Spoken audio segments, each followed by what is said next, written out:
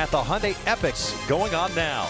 By Jack in the Box. Try Jack's $4.99 barbecue bacon double cheeseburger combo.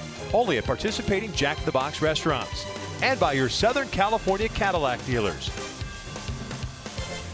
Halos taking on a Cincinnati Reds team that thinks it might be able to make a charge as far as the wild card is concerned. They've played a little bit better baseball of late. They're just coming off a series in which they split against the Atlanta Braves down in Atlanta.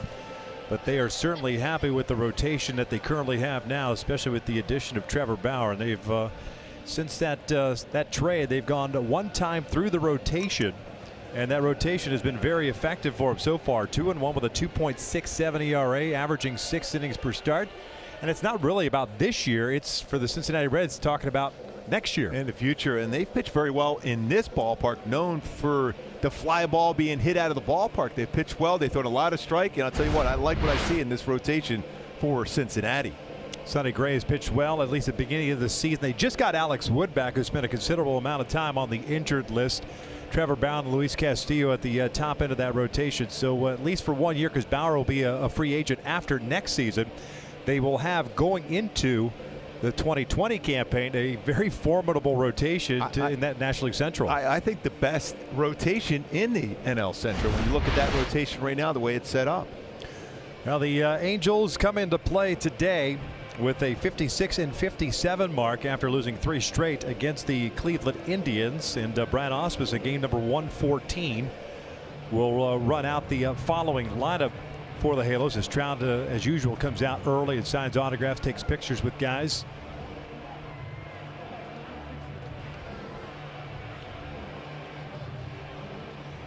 Still waiting for the Reds to take the field. And David Fletcher will lead things off for the Angels at shortstop. Trout will bat second at center field. Cole Calhoun, Ian Wright, Justin Upton in the cleanup spot in left. Matt Thaiss gets a start at third base. Kevin Smith behind the plate. Jared Walsh over at first base. So no Albert Pujols in the lineup today. Luis Rengifo at second. And of course, in the National League, the pitcher bats, and that is Taylor Cole, at least in the outset, as he is the opener today for Brad Ausmus. David Bell and the Cincinnati Reds coming to play with a 52-58 record. They're 7.5 back and in 4th place in the National League Central. And Gooby, I'll tell you what, for this ball club right now, the Angels, even from an offensive standpoint, because it's easy to look at what's happened from an injury standpoint to the pitching side, it's not as if the offense has been clicking on all cylinders. As a matter of fact, I did a thing just yesterday looking it up. Since the Saturday after the no-hitter, Albert Pujols is the team's leading hitter at 277. After that, you got guys hitting from 250 below. So it's up and down the lineup that's really we talk about continuity in the lineup 1 through 9. There hasn't been the case there for quite some time, and it's been really good for the most part this season, but they need to get it going. They played so well in interleague play. Hopefully this will start here today. Luis Castillo's on the mound for the Reds. This will be his 23rd start of the season for the 26-year-old native of the Dominican Republic. 10-4 on the year with a 2.63 ERA. I love his fastball, 93-98. He'll throw an occasional slider, but a plus changeup. My go-tos to be successful in your approach against him tonight in this ballpark, where the baseball has a chance of carrying a long way, is you don't chase that changeup out of the strike zone. Make sure it's in the strike zone if you're going to go after this changeup, because it has good fade action, and be ready with some success versus his fastball. 8 home runs at a batting average, a little over 280 versus his fastball. His secondary pitches is 128 combined. Check out the Reds on the defensive side of things. This opener, you've got Winker left field, Senzel in center, Aquino in right, Suarez, Iglesias on the left side, Peraza and Votto on the right side, and Barnhart behind the plate. And Senzel, the great rookie for Cincinnati, has done a nice job out in center. 69 starts at the 80 games out in center field since making his debut back on May 3rd. A couple outfield assists and 3 errors. He covers a lot of ground for a guy that really has been an infielder, can make that adjustment, be solid in the outfield as well. These two teams met at Angel Stadium June 25th and 26th, with the Angels taking the 2. And we'll see if they can keep that rolling somehow, trying to find some magic here and turn their road trip around. They've got 2 here at Cincinnati, an off day on Wednesday, and then a 4-game set against the Red Sox at Fenway beginning on Thursday night. Castillo's ready to go in the first one tonight. It is inside, and it is ball 1. We're underway. Ted Barrett, the crew chief, tonight behind the plate. John Tumpane at first, and Barksdale at second, and John Crispy Bacon over at third. 1 ball, 1 strike. 89 degrees at first pitch. A muggy evening here in Cincinnati. It's the banks of the Ohio.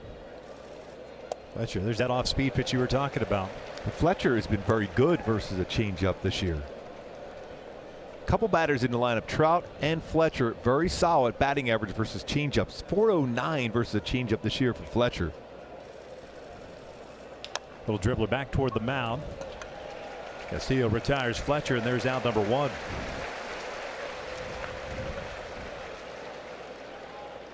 And when you look at those numbers, 409 versus a changeup, this is a different beast as far as a changeup here, though, with Castillo. Very rarely does it stay in the strike zone, but when it does, you have to be prepared to catch that changeup before it has that downward arc to it. 49.7% swing and miss percentage versus his changeup this year. That is unbelievable with a changeup. Usually see that with a slider or a curveball. First pitch fastball at 98. Yeah, this free mind you. Yeah. Yes. Trout behind the count, hitting .296, 36 home runs, 87 runs batted in. Tied him up. That's 97, a little sink action. It's an 0-2 count.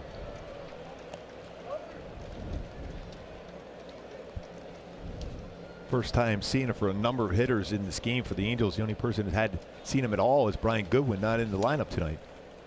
So it takes a bit of time to read pitches. 3 straight fastballs to Trout. Center cut and then 2 in. It's 1-2. Has him set up, I would think, throw him his changeup now. Although he might be coming back in again. There it was.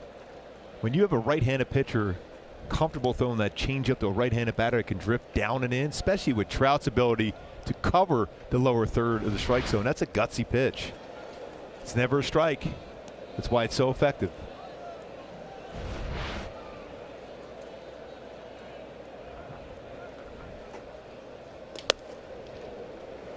Two balls, 2 strikes. Mentioned those numbers for Trout versus the changeup this year, 326, but he has 8 home runs versus the changeup. Pretty impressive for Trout, that lower third zone. Tried to get him to chase a breaking ball. Full count.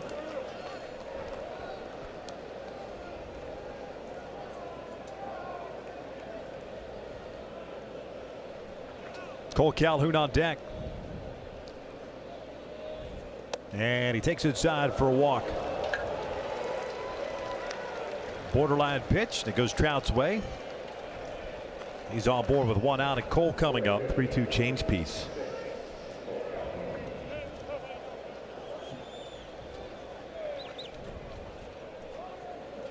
Calhoun hitting .235, 25 home runs, 59 runs batted in.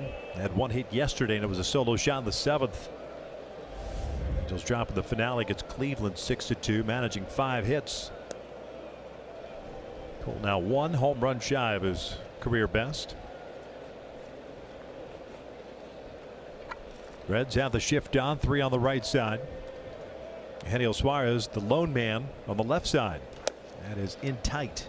1-0. By the way, that's the 86th walk for Trout this year.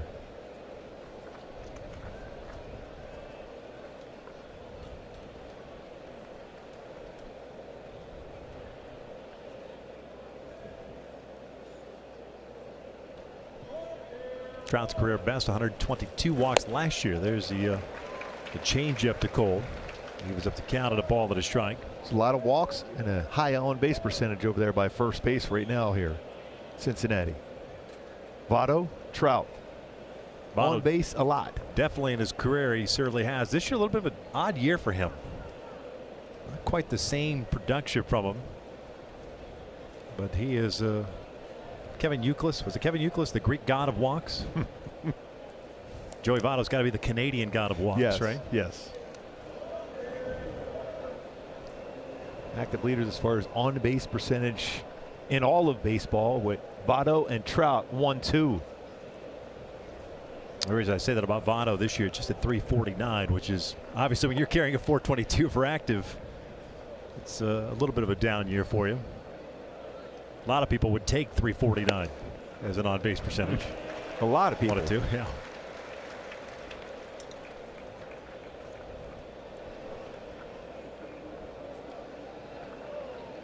Trout trying to get a read with Castillo to see if he can get a jump. He's allowed 5 stolen bases in 7 attempts. He does have 1 pickoff.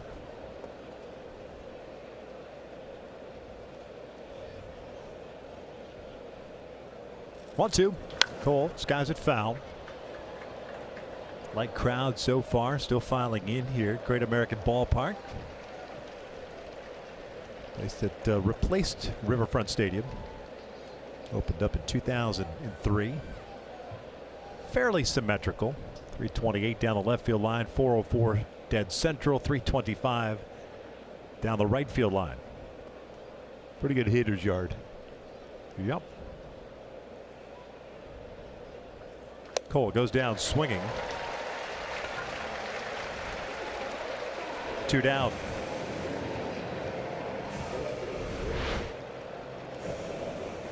There it is again, a changeup.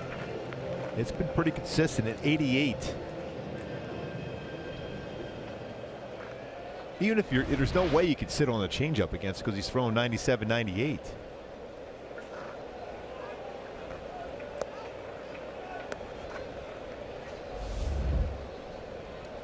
Justin Upton, a 216 average. Takes just inside. 4 doubles, 5 home runs, and 14 runs batted in. He had the day off yesterday.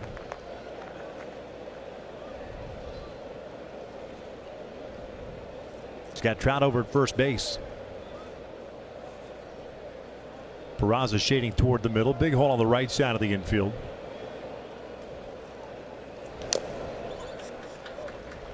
One ball, would strike. What we've seen from him so far as Casilla, where he throws his fastball, it's generally the lower third of the strike zone. Hasn't used that 4-seam fastball upstairs a whole lot.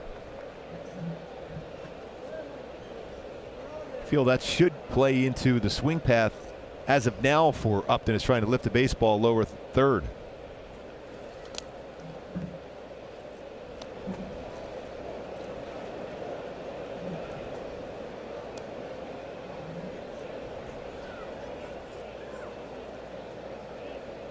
A little bit bigger lead for Trout over at first base. A 1-out walk to him. 2 outs here in the top of the first inning. Trout's on the move. The pitch, a strike to throw down to second. A good one. Trout, little swim move, is able to get in there. Pulled that left arm back. Because he had a decent jump.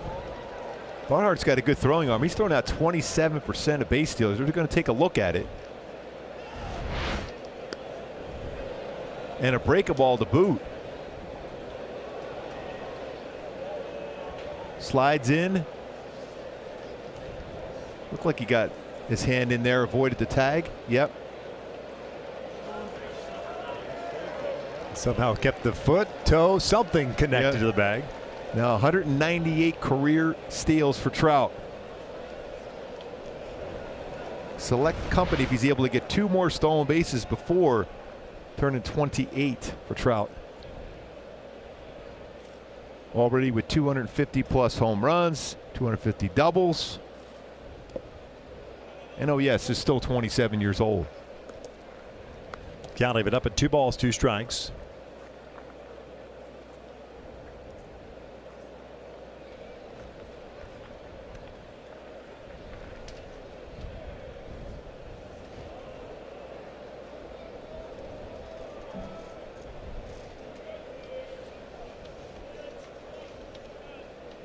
Trout in scoring position with 2 outs here in the first inning. 2-2. Upton lifts one.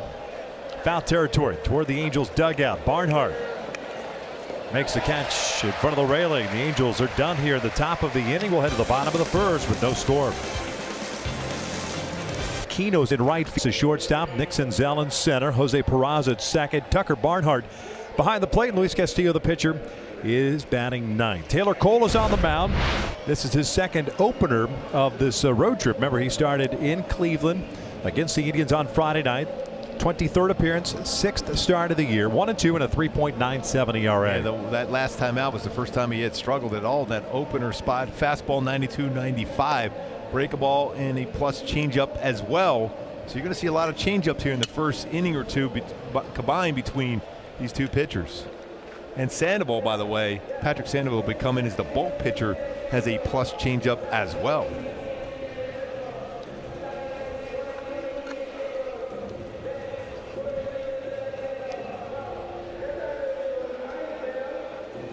Jesse Winker, left fielder, leading things off.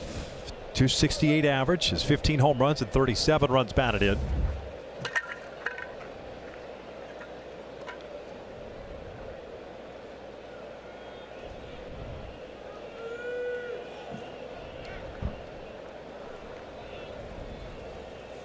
He went around. No balls and a strike. Cole on that appearance on Friday night. Ended up sucking up 4 runs on 4 hits, 1/3 of an inning. 1 strikeout, 1 walk. And he'd thrown the ball so well up until that outing. Well, that outing almost bumped his ERA up a full run.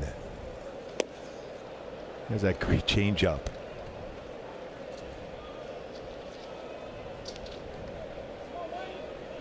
No balls, 2 strikes. That's a case that Cole could be in for 2 innings. I think that probably makes it a little bit more difficult for Patrick Sandoval. This was pulled to the right side at 0-2. Went down and got it. Picks up a leadoff single. Take a look at the Angels defensively this evening with Upton, Trout, Calhoun in the outfield from left to right. The infield has Theis and Fletcher on the left side, Rengifo and Walsh on the right, and Kevin Smith behind the plate. And Walsh making the start here at first base. A very, very solid defensive first baseman, making his 9th start at first base. No error so far, but he covers a lot of ground. We know he's got a good arm because he will occasionally pitch as well.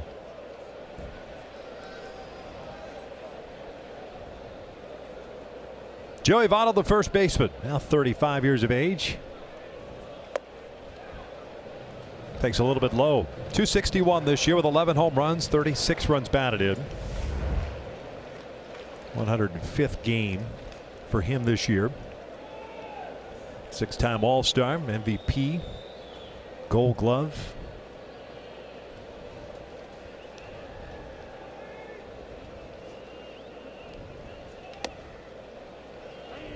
One. He is this generation's Mr. Red. Right? Yeah, oh, definitely. Absolutely. Boy, does he know hitting. When you get a chance to talk to him about hitting, an expert, his ability to swing the bat.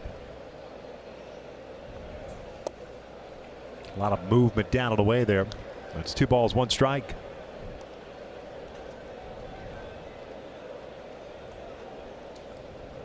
As far as games played, 7th all-time. 6th Hall of Famer.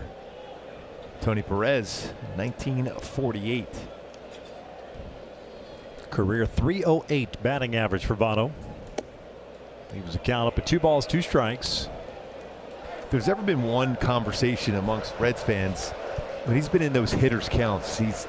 They've always wanted to be just a little bit more aggressive and attack a 2-1 pitch if it's a borderline strike or even a 3-1. Been very, very patient, gets on base as well as anybody. We showed those numbers. Full count.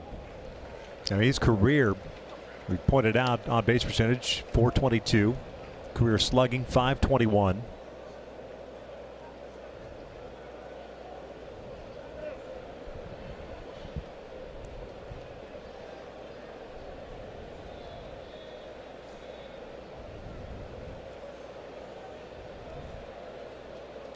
Winker over at first base, the leadoff single, 3-2. And it's a walk, so the first 2 have reached.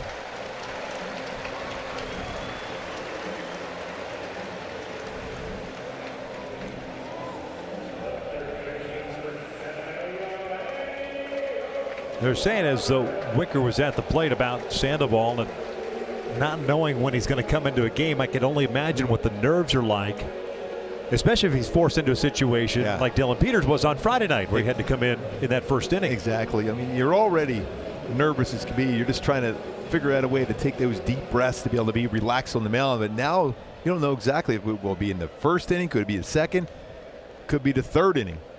It's a lot of butterflies going for the youngster. Eugenio Suarez, a third baseman at the plate.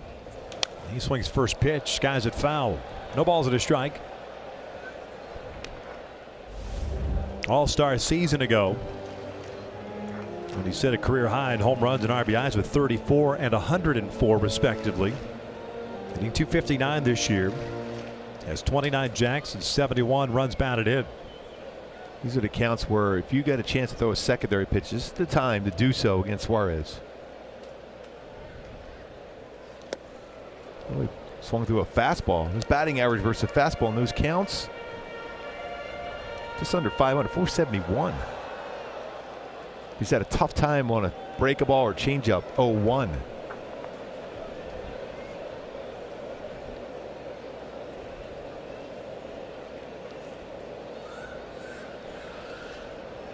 No balls, 2 strikes.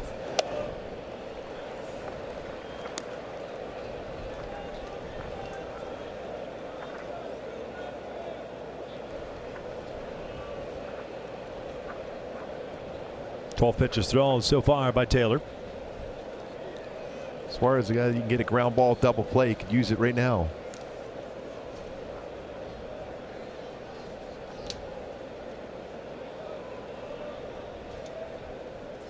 And he got him upstairs. One down. First strikeout for Taylor.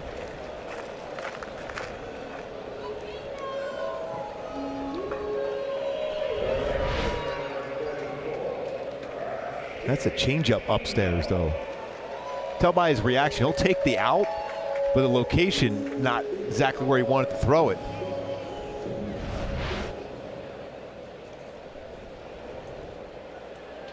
Here's Aquino, the right fielder. 25-year-old native of the Dominican Republic. Played 1 game last year. This is his 5th this year in the big leagues. 3 for 9. 1 home run, 3 runs batted in. Breaks his bat, loops one to center field. And being waved around at the last second is Winker. And the Reds have a 1-0 lead. Kind of a delayed call by the third base coach, J.R. House, in sending Winker. Surprised, because you knew that baseball was going to find the outfield grass. It's going to be an easy run to score. Aquino's going to be swinging at the first pitch. He's done that so far in his young major league career. This pitch is off the plate, but elevated enough to flare it into the outfield.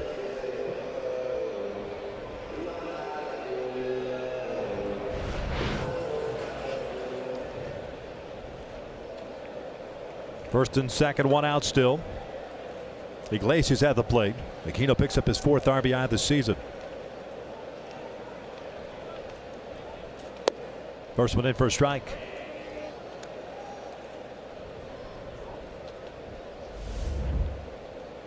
Iglesias had a nice season with Cincinnati. 285, 14 doubles, 2 triples, 7 home runs, 40 runs batted in. This is looped foul. He's always been known as a great glove at shortstop. This year he's swinging the bat well as for the Cincinnati Reds. And all things considered, I mean, what he and Derek Dietrich have done for the Reds has just been amazing. Both guys really signed to be fill-in players, role players. Dietrich, 17 home runs early, has only had 2 since, but he's just now on the shelf. He's on the injured list with a shoulder injury. And Iglesias has been solid at shortstop for him. The 0-2. He punches this one out to right field toward the corner. That'll go for extra bases.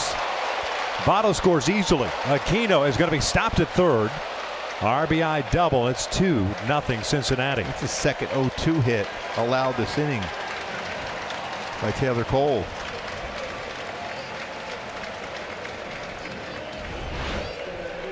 There's that high fastball, but it's out over the plate. And the way he's been swinging the bat this year, that's a pitch that he can put in play, and did so with a double.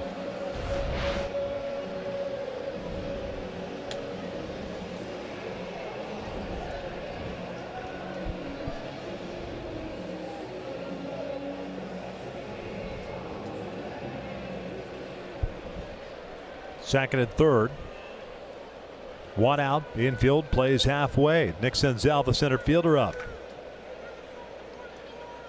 He loops one down the line. That'll bring home 2. Talk about a wedge shot. And it's 4-0.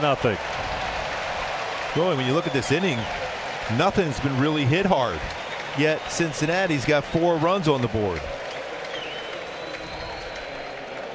And the way Luis Castillo is throwing the baseball, you cannot afford to give up any more runs now. Jammed him, ran it in, flares it into the outfield for a 2 RBI single. He's stolen base threat as well at first base.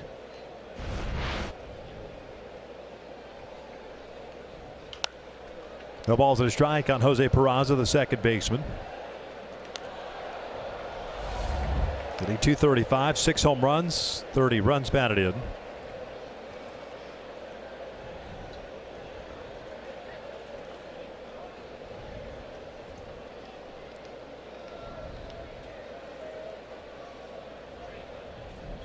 Oh, what? That's out toward left center field, hit pretty well. Justin Upton moving back to the track, and that one is off the wall. Senzel being waved around, no throw to the plate, and it's 5-0. Peraza with his 11th double, picks up his 31st RBI. Senzel showing his speed, Peraza some power.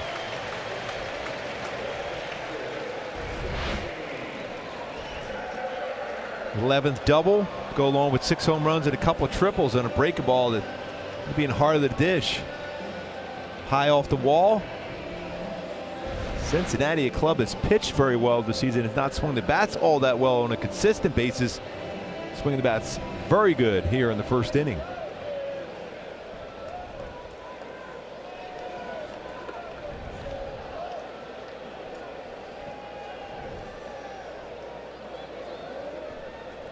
Still just 1 out.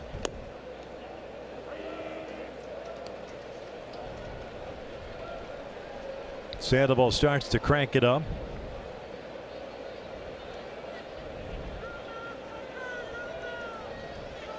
The opener not quite working the way the Angels had hoped.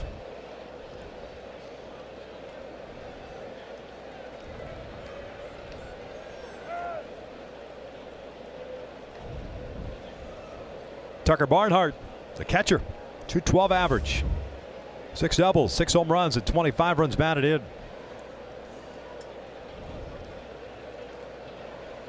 Eighth man to step to the plate here in the first inning. Lifts one out toward left center. Trout looks like he's got a bead on it.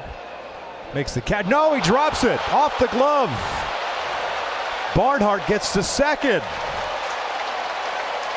On a fairly routine play, Trout more than likely gets charged with an error. And there's still only 1 out.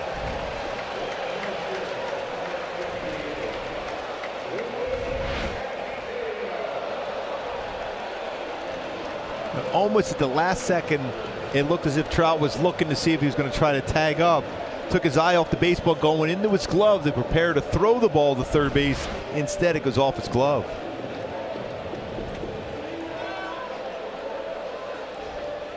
Doug White out to pay a visit.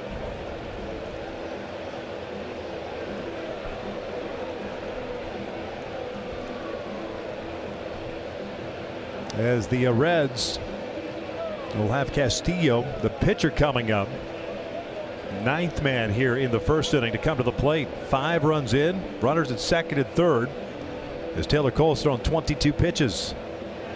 .098 batting average for Castillo this year.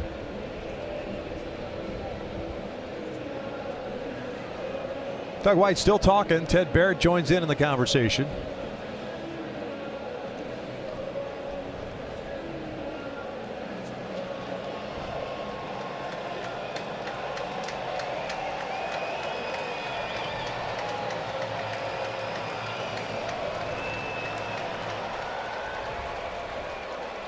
Infield in for the Angels. Top of the order, and Winker on deck.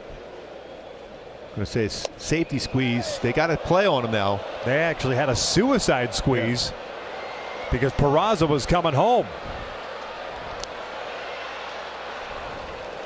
Castillo thought it was a safety squeeze. Peraza exactly. didn't. Somebody missed a sign. The Angels would take it, a gift out.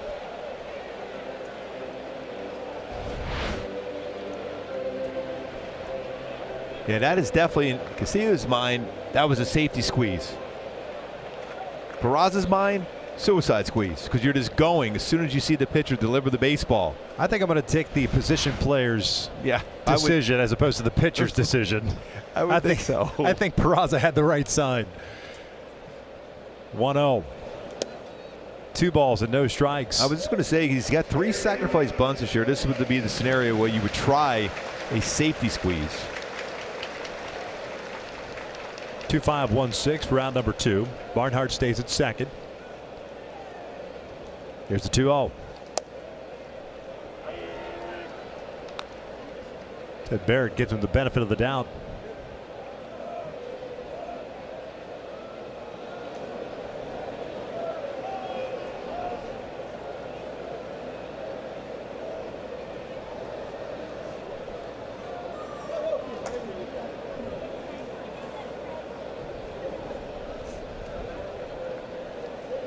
Back-to-back openers for Taylor Cole. He has struggled.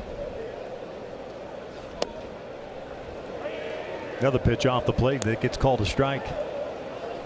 2-2. Castillo is all right with that because he figures if I can get that call when I'm on the mound, I'm all right.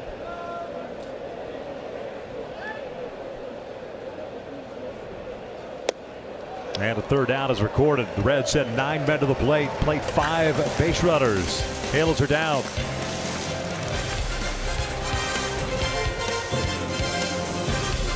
Enjoy the Angels baseball experience with a suite rental and get access to all-inclusive packages for you and your guests. Call 888-796-HALO. Visit angels.com/suites for more details. 5-0. Cincinnati leads it. It's the top of the second inning. Theis, Smith, and Walsh for the Angels against Castillo. Had 1 walk, 1 strikeout in the first.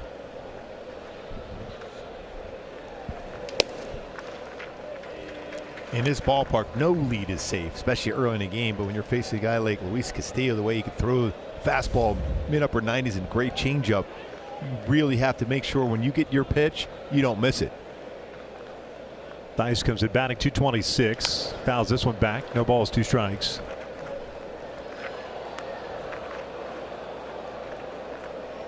Two doubles, 5 home runs, and 14 runs batted in. That was at third base yesterday afternoon in Cleveland. And 0 for 3.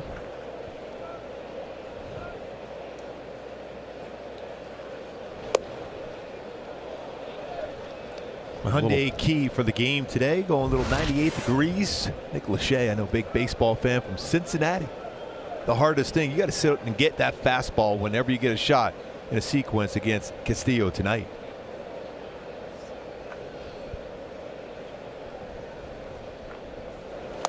Theis goes down swinging for the first out. Second strikeout for Castillo. Going with his changeup. And it's a good one. Just under 50% swing and miss rate versus changeup.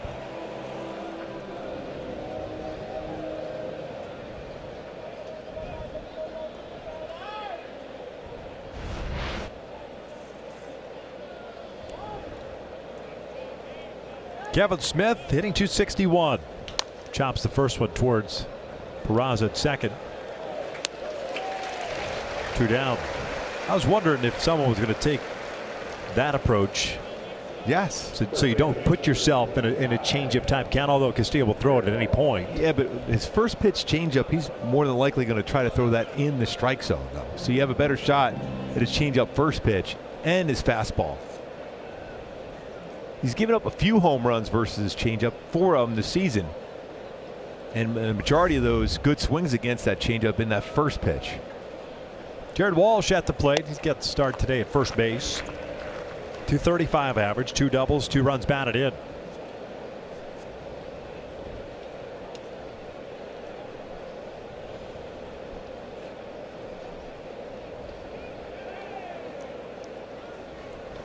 No balls, 2 strikes. Pretty good numbers for Walsh at AAA. 1120 OPS. Go back to even last season with the home run totals for him in the minor leagues. Go for that first major league home run. Back-to-back off-speed pitches, 1-2. OPS number in the home runs for Walsh puts him second in the Pacific Coast League.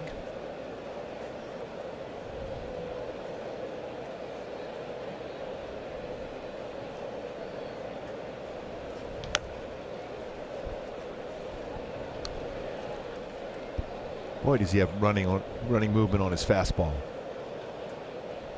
Usually when you see a 97, 98 mile an hour fastball, it's just going to be a straight four-seam variety.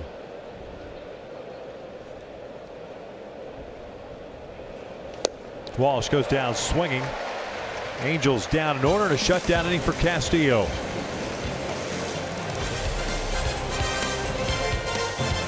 Of two, a quick between these two teams, but Cincinnati scored 5 in that first inning, so the Angels will have to play from behind, and they will do so with a new pitcher making his major league debut. The pride of Mission Viejo High School, Patrick Sandoval, is on the mound. The first time in the big leagues when it counts. He did pitch in the Freeway Series. Yes, I like his fastball a lot. Four-seam fastball, average about 92 miles an hour. Can touch 95, slider, curveball, and a very good changeup.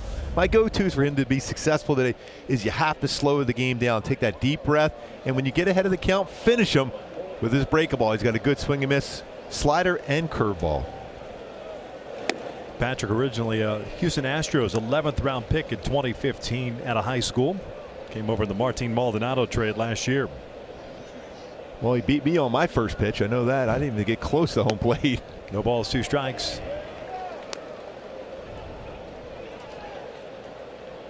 Top of the order, 1, 2, 3 for Cincinnati.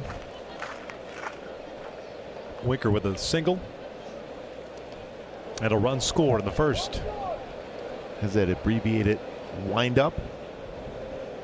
And one thing you'll notice from Patrick Sandoval, he drives that hip towards catcher's mitt and allows him to get the arm in a much better throwing position. But balance is always a key for him. 2 balls, 2 strikes. Patrick, 5 games at AA Mobile, 15 starts. AAA Salt Lake combined 4-7 with a 5.71 ERA. Yeah, he's got some good balance here. Watch how he just fires that front hip towards the plate. That was a pretty good breaking ball as well, just a little bit off the corner.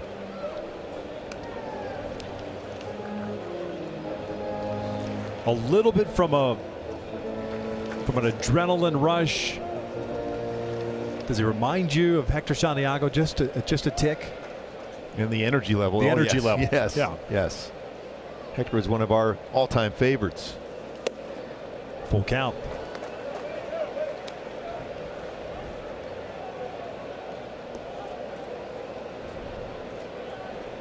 Joey Votto on deck.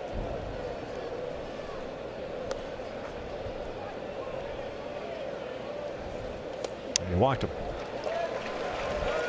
That's some action on that 95-mile-per-hour fastball, but the leadoff man reaches to start the second.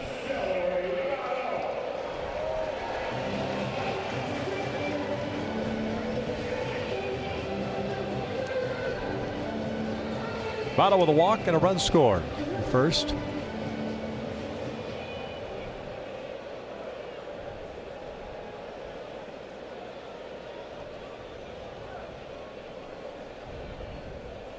Pretty impressive when you're the Reds' all-time leader as far as on-base percentage, OPS. It's impressive for Joey Votto. We've had some great players over the years. A lot of years wearing this uniform. They're celebrating their 150th year this year. Doing so by sporting some incredible uniforms throughout the season. Look where he's at on the all-time home run list as well. Hall of Fame names ahead of him. 0-2 to Votto. Checked his swing. Did not go. That's pretty close to a strike as well. One thing you'll notice with Votto, he tracked and looked exactly where that pitch was after it was delivered to see if he has coverage for that part of the plate against a pitcher he's never seen before.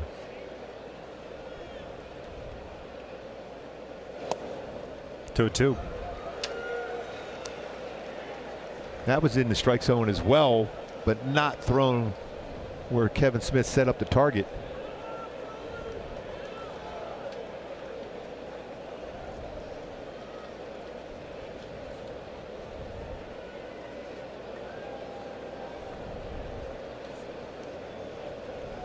Winker over at first base.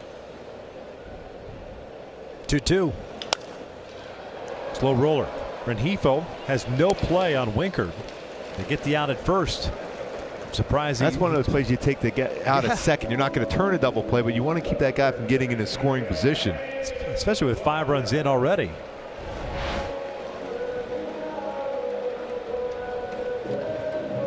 Thought about trying to tag him, but you could still spin around and flip it to second base. You want that runner at second. You want to avoid that runner if you're getting into scoring position. Or just stop, field the ball, flip it to second base.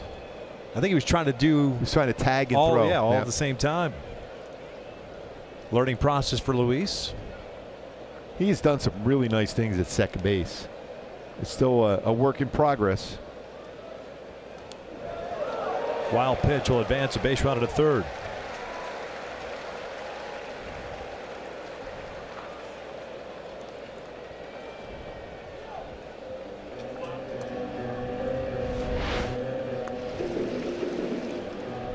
Change up, spins away. Infield halfway. Suarez struck out in the first.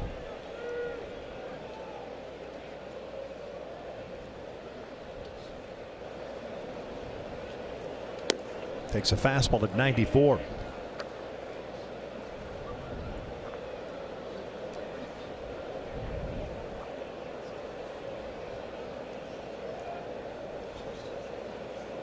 Suarez pretty consistent. Lefties, righty, exactly 259. No tap or foul. 1 ball, 2 strikes. Wild pitch by Sandoval, the 76th by the Angels this year. Putting a man over at third base. Taylor Cole went 1 inning, gave up 5 hits, 5 runs, 2 strikeouts, 1 walk. All 5 runs were earned.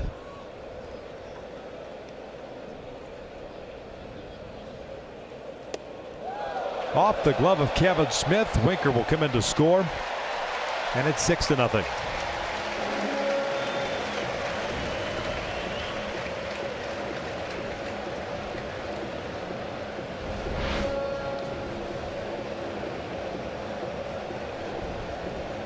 Try to go down with an all-speed pitch. Hits off the glove. Kevin Smith.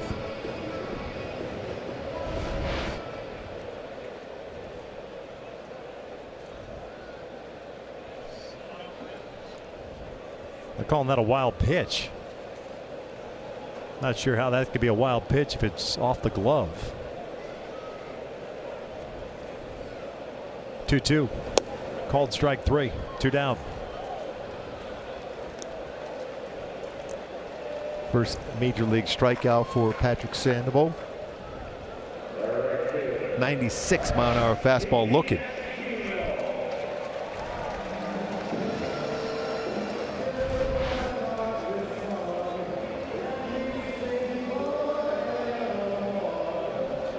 Two outs, nobody on, and Aquino coming to the plate. Will be aggressive on the first pitch. RBI single and a run scored in the first inning.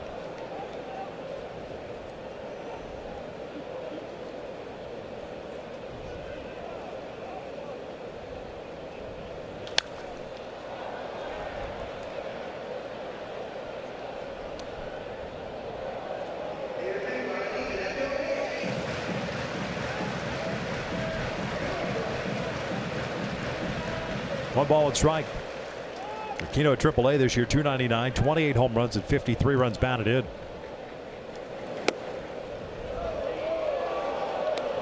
Upper quadrant of the strike zone.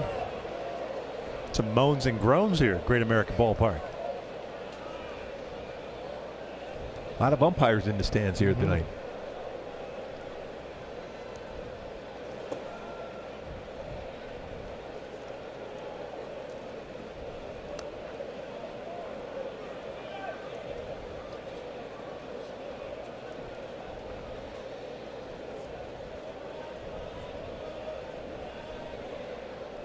2-2. Aquino rips down with foul. Watch out, man. That got into the seats quickly.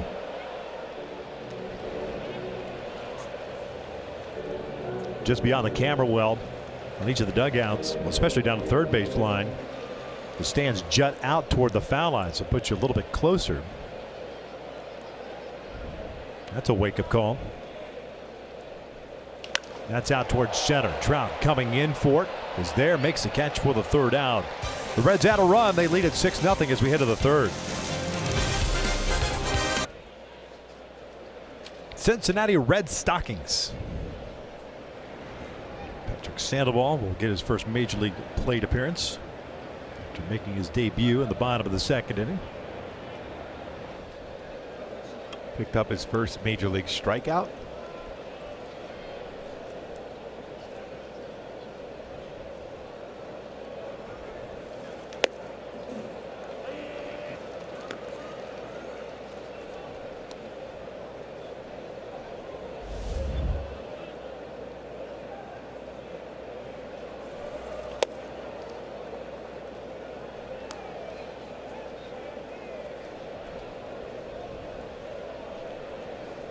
Luis Rengifo, .240 average.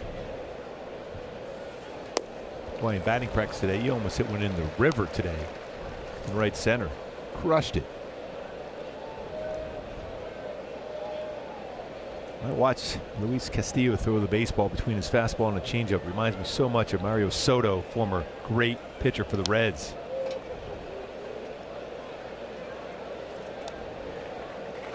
I like how he really keeps that front shoulder closed regardless of the pitch, whether it's fastball, breaking ball, changeup. Drives toward the plate. How about a downhill plane?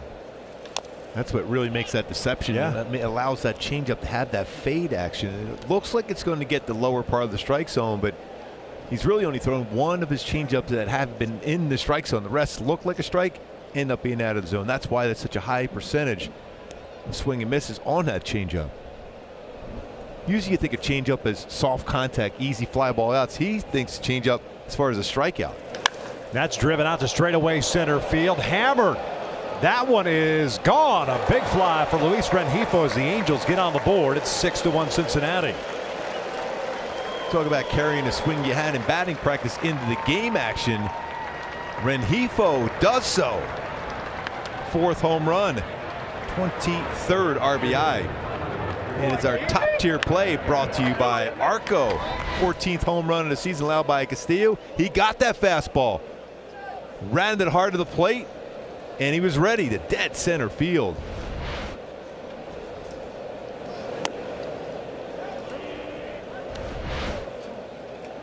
Well, it's crushed.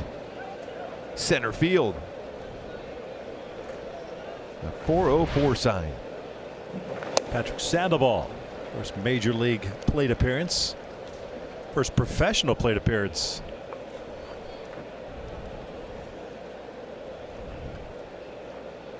Here's the 0-2. Yeah, just do it against an all-star while you're at it. Yeah. There almost appears to be a little bit of a smile on his face at the plate right now. Say, this please somehow hit my bat. Oh, it's not a bad take. That's called spitting on a changeup right there. He said, guys, look at that right there. That's what we got to do with that changeup. It's not as a non-strike. 2-2. Called strike 3. One down. Fourth strikeout for Castillo. That fastball had some late movement, maybe a little bit out of the strike zone to boot. A baseball or two.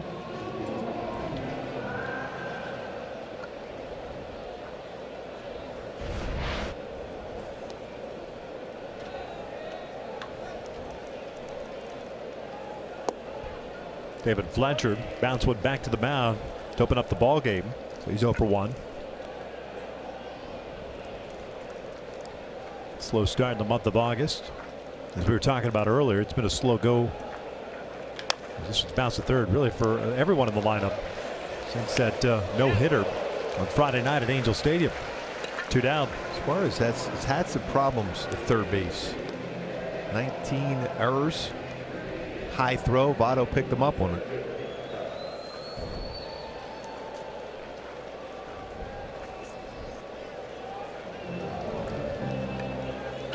There's Trout. He walked, had a stolen base in the first. Stranded in scoring position.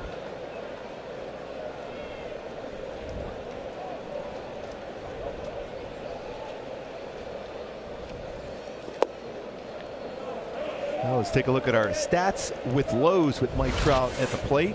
What he's done before turning 28 years old. 250 plus home runs and doubles. One of only 9 ever to do so. Trout will turn 28 on Wednesday. Among some of the names in there too, the Immortals, Jimmy Fox, Mel Ott, Hank Aaron, Ken Griffey Jr., A-Rod, Andrew Jones, and Pujols, and Miguel Cabrera as well.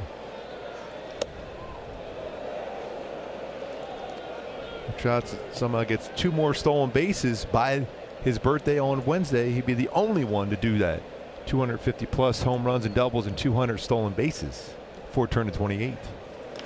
Trout flares one out to right field. That'll get down for a 2-out single. So Mike's been on board twice tonight. Cole will get an opportunity. Angels getting on the board. A leadoff home run by Luis Rengifo. Straightaway center.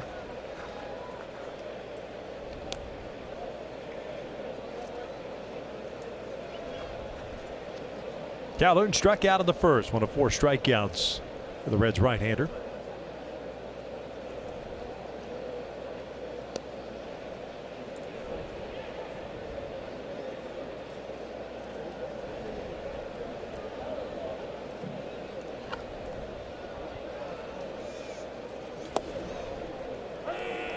Let's take a look at our StatCast AI powered by AWS on the stolen base in the first inning for Mike Trout, his 9th the season. 29.5 feet per second as far as getting in there and able to still avoid a tag. Keep the hand on, foot on the base. And Mike Trout doing Mike Trout things. It's a lot of yoga. Move. Yes. A lot of yoga to be able to stretch like that. Keep the foot on the base somehow. Or Pilates. I'll go with the Pilates. Or Zumba. Or this Mike Trout. I think you could do I think Zumba is kind of your thing this offseason. Oh, yeah.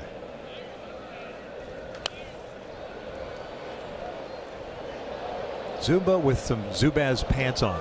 Go Jerry Don Gleaton. Jerry Don Gleaton.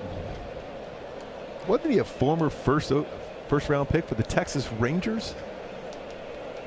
That you would know better than I. I remember JD. Yes. I don't remember where he was drafted. He was, 79. University of Texas.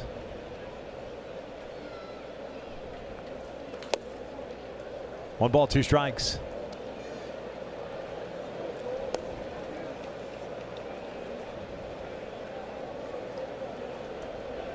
Great name though, Jerry Don Gleaton. Jerry Don Gleaton.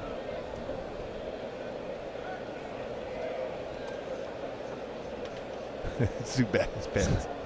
I'm just trying to clear that out of my mind right now. Especially the tiger print. Cole strikes out swinging for the 3rd out. The Angels get on the board on the Rengifo home run. Reds still on top 6-1. Covered it. Good batting practice carried it into the game. Practice works for Rengifo.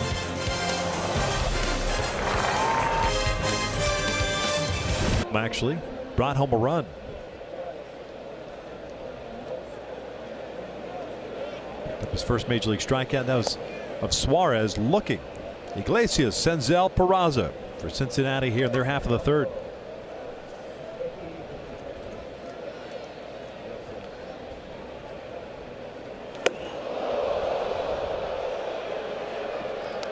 Two balls, no strikes. Especially when you've never seen a pitcher before and you get an up and in fastball like that. None of these hitters are going to be comfortable now. Yeah. Well, Iglesias too is a guy that likes to dive, meaning likes to cover the outside part of the plate. Like he did his first at bat on an 0-2 pitch. Double into the right field corner. And what's it do? It opens up that outside path. Normally that's almost the exact same pitch he hit off of Taylor Cole for a double.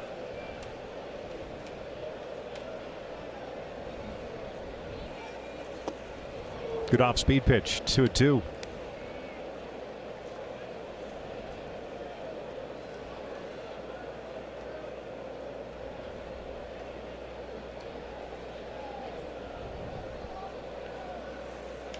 That's out toward left center field. Trout moving over, as is Upton. Mike with the call and the catch, one away. And yet an uncomfortable swing there as well, all set up by that 1-0 pitch up and in. Fastball away, change up, and then towards the end of the bat.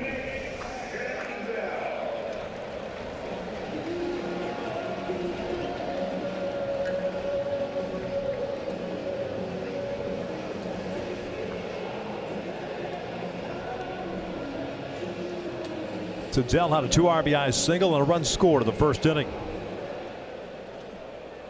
33 RBIs on the year. 9 games in the minor leagues this year. The rest of the time has been in the big leagues for the 24-year-old Knoxville native. First round pick in 2016 by the Reds. University of Tennessee. Oh, he's a volunteer. Yes. 1-0. 1 ball, 1 strike. Cincinnati with 5 hits, the Angels 2.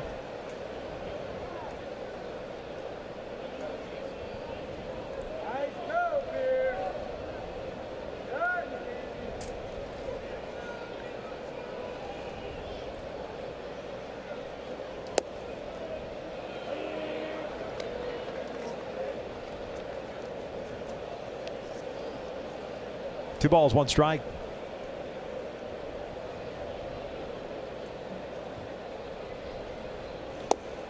Again, Sandoval just doesn't waste a whole lot of time. He's one of those guys that likes to get the baseball and goes. I like his changeup.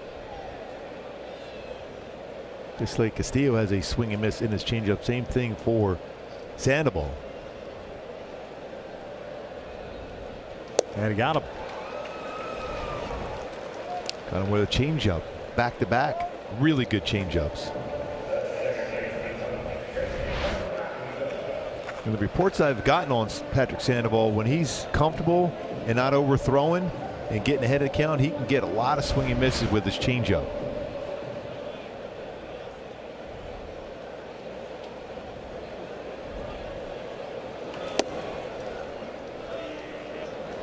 Jose Peraza with an RBI double in the first inning.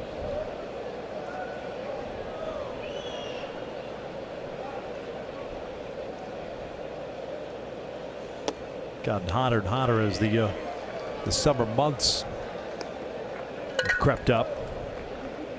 He's needed that just to get his overall batting average up to 235 as it was at the start of the ball game. The double that he hit in the first inning is 11th. Here's the 0-2. And he got him. A 1-2-3 third inning. 3 strikeouts so far for Patrick Sandoval. 3 complete. Angels down 6-1 when we return. Hall of Fame broadcaster Marty Brennaman will join us for a half inning. 3 batter, the Hall of Famer Marty Brennaman with the call of Hank Aaron's 714th home run. At that point, did you consider just retiring? Because how much better is it going to get for you? Well, you know, the guy I worked with for 31 years, and thanks for having me on tonight, Victor and Mark. Joe Nuxhall said after we went to the commercial break, he said, "What the heck do you do for an encore?" I said, "I don't know. I have no idea." Are you? Has it started to hit you, the emotions about this being your last season? I think to some extent, things have been relatively normal. Except for the recognition that you get when you go to a visiting ballpark or go away to some other ballpark besides this one. It's been rather routine. It's gone by quick, but I find the older I get, the faster seasons go by anyway. And I think I think the thing that will really impact me will be coming next spring when people are packing up to go to spring training and I'm not going. You've had to talk about so many incredible players over your career with Cincinnati. Is there anyone or any moment really that stands out to you more so than others? You know, I don't think so. I was so young and so new to the game at this level that they won the World Series in '75 and '76. And I had no means of comparison. I didn't realize how great that club was until years go by and I see other big league ball clubs that win World Series and try to compare them with the Big Red Machine and realize that they didn't. I'll never forget Byron Sahm, who was in the broadcaster's wing, a longtime announcer with the Philadelphia Phillies, said to me in 1977, he said, "Young man, do you realize how lucky you are?" And rather haughtily I said, "Yeah, I guess so. Why?" He said, I said, "Other than the obvious that I got a big league baseball broadcasting job." He said, "You have 2 World Championship rings. I've never had one, and I've been doing Philadelphia baseball since 1947. And I took it all in stride, and then fast forward 14 years, and they win it in 1990. That team with Eric Davis and Barry Larkin and that team. I appreciated that one much more than I did the 75-76 World Series wins. You mentioned Joe Nuxhall, 31 seasons, and I know you guys were very, very close. Yep. What was it like working with Nuxie? I mean, his personality was so laid back, and just to listen to both of you was such a treat. Well, you characterized him right, Victor. It was one of the great things that's ever happened, not only in my career but in my life, because I learned so much from him. So much has been made about this town and about Pete Rose being from here and Oscar Robertson playing collegiate basketball at the University of Cincinnati. Nobody is a bigger icon or a bigger sports hero in this town than Joe Nuxhall was. Born and raised in Hamilton, Ohio, played his career here except for a couple of years. And I learned so much from him, not only about the game, but about the way you deal with whatever measure of celebrity you might have. And the 31 years that we worked together, I was truly blessed because he was a wonderful guy. I know your dad knew him well, and I just look back on those days with nothing but incredibly wonderful memories. And you look at, a lot of times people talk about the Cardinals and St. Louis Cardinal fans, but I've always believed this fan base, this baseball fan base, is an incredible one to boot. Well, it's a great one. I still maintain St. Louis the best baseball fans in our league. And then these are knowledgeable. They're the most knowledgeable fans that I've ever been around. They may not come when you're not playing well, but they know more about the technical aspects of the game and the way the game is supposed to be played. And it seems like everyone who's born in this town eventually becomes imbued with an incredible knowledge of the history of this franchise. You know, they're celebrating the 150th anniversary of professional baseball this season, and it all started here in 1869. And so these people know the game. They're great fans. They love a winner, and this club sadly has not had too many of them in the last 6 or 7 years. 2 outs by Castillo via the strikeout. Marty Brennaman, the Hall of Fame broadcaster, is retiring at the end of this year, kind enough to join us for this half inning. And I got to ask you, I mean, you mentioned his name, but obviously Pete Rose and the whole Major League Baseball, you've always been a guy that has always spoken your mind. You've been outspoken, and you're adamant in your opinions. Your thoughts on Pete Rose? Does he belong in the Hall of Fame? Has Major League Baseball and the whole thing back and forth between them? I think he belongs in the Hall of Fame. I say this, I'm going to lay it out there for you. I say it to groups that I speak to. We're the most forgiving country on earth.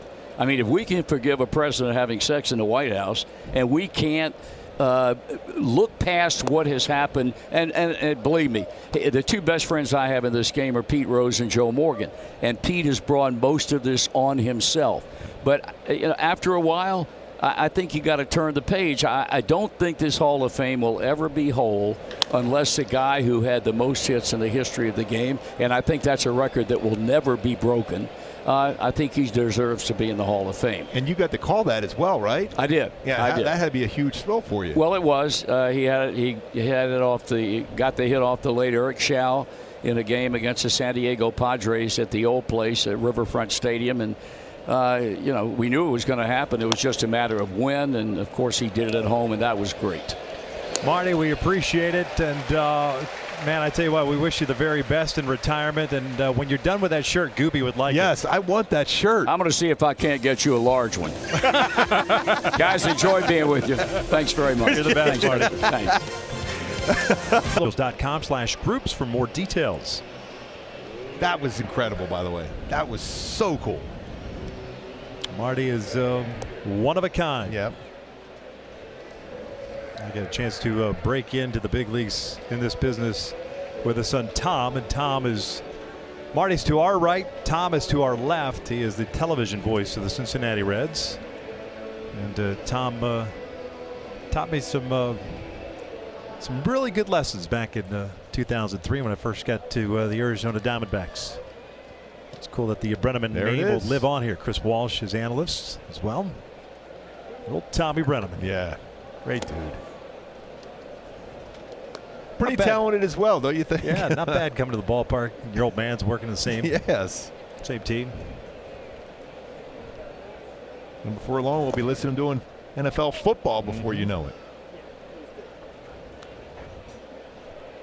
I mean, think of those great players when you first break in. He's gets to make that call for Hank Aaron. 3 batters in. Wow. To your big league broadcasting career. That's a good start.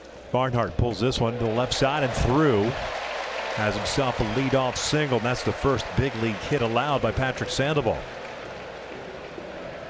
Barnhart 1 for 2. That was that fly ball that Trout dropped in the first inning. So Castillo, the pitcher, coming up, more than likely looking to sacrifice. Think about it. He called a no-hitter for Tom Seaver. He called a perfect game for Tom Browning, which probably took about 3 seconds for a perfect game. He didn't waste a whole lot of time, that's for sure. Sandoval fields it, fires to first, sacrifice, advances Barnhart to second, 1 down. Matt Thaiss alertly getting back to third base. Remember, Castillo missed the pitch on a suicide squeeze his first at bat. Gets this bunt down for a sack. 4th of the year.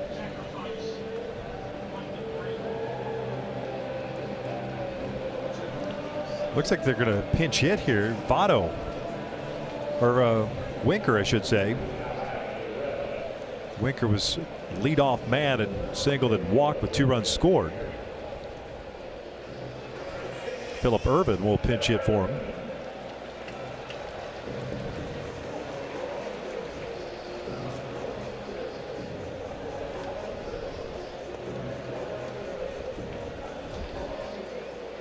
Maybe it's a straight platoon situation. It's 163 batting average for Winker against lefties. But Ervin really covers. Left-handed pitching, 472. In the dirt. Staying at second base is Barnhart. 48th game for Ervin. 333 batting average. 4 doubles, 5 triples, 2 home runs, and 13 runs batted in. By the way, I still want that shirt from Marty. I know you do. Yeah, I do. I feel like I'm Spicoli from Fast Times and just asking Stu for the jacket. Hey man, that's a nice jacket. Ball was right. Nice one-handed grab in the upper deck. Count is evened up at 1-1.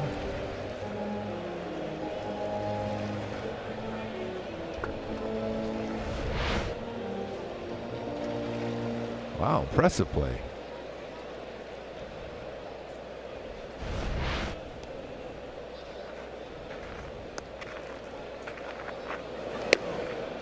A little bit high with the off-speed pitch. It's 2-1.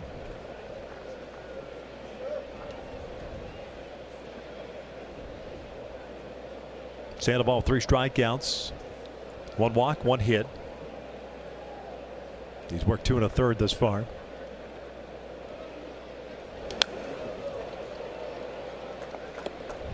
Votto on deck. I like his fastball. It's been pretty firm. Yep. And under control. Mm-hmm.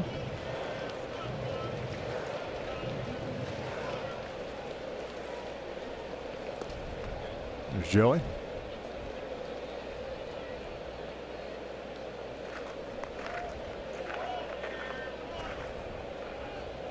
Pulled to left side. Thaiss with a diving stop. Can't come up with it. Now does. Throws to first, but not in time. Ervin reaches and imagine he'll give him an infield base hit. Since Thaiss had to leave his feet. Runners at the corners. So it's a pretty good range on that. Baseball was hit hard.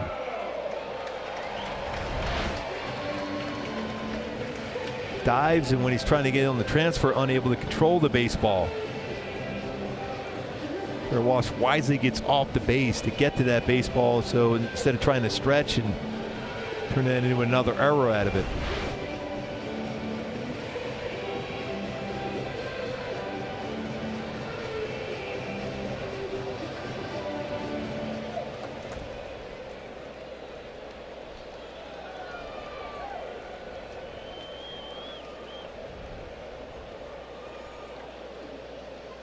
Joey Votto with a walk and a ground down.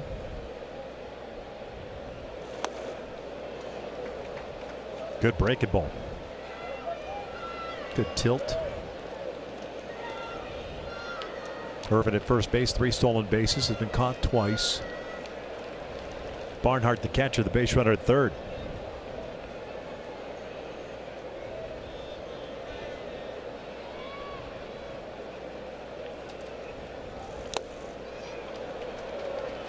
Oh, 2.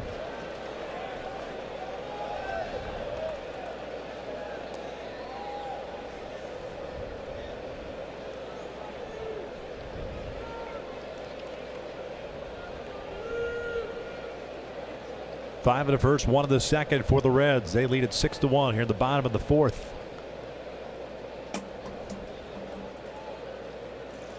Breaking ball. That's a good pitch. Very good pitch. That's a batter with a .422 career on base percentage getting the call versus a guy with 3 innings pitched in the major leagues. That's a buckler too, by the way. Well, his walk-up song was "Call Me Maybe." Maybe that was a call, 3rd strike. 1-2. Check swing foul.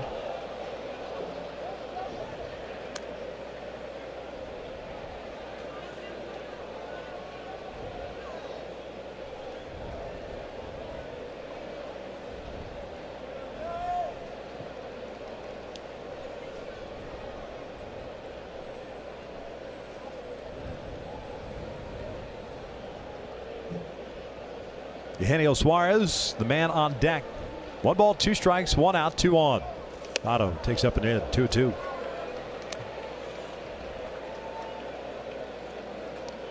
Patrick has not been afraid to pitch inside to either a righty. We saw with Iglesias, now even with Votto.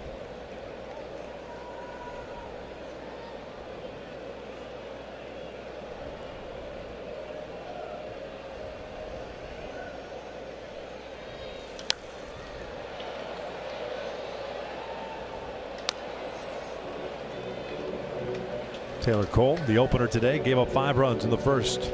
5 hits. Sandoval's been in since. Luis Castillo for the Reds has gone 4 innings. Has 7 strikeouts, 2 hits allowed, 1 walk. As advertised, especially with that changeup. Breaking ball got him looking. Votto doesn't like it, thinks that pitch was up, but could have been rung up a couple of pitches before. 2 outs. Big strikeout there for Patrick Sandoval. Showing some good poise as well. Talk about one of the most difficult guys to strike out. Got a break on that one. That's a little above the strike zone, but earlier in the sequence, he threw a breaking ball. They got the outside corner.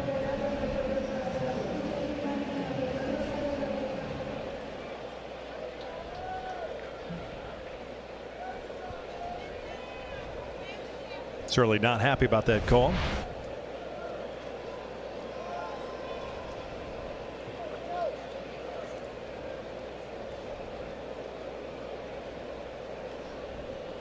There's Suarez, 0 for 2 with a couple of strikeouts. Went down swinging in the first, looking against Sandoval in the second. First big league strikeout for Patrick.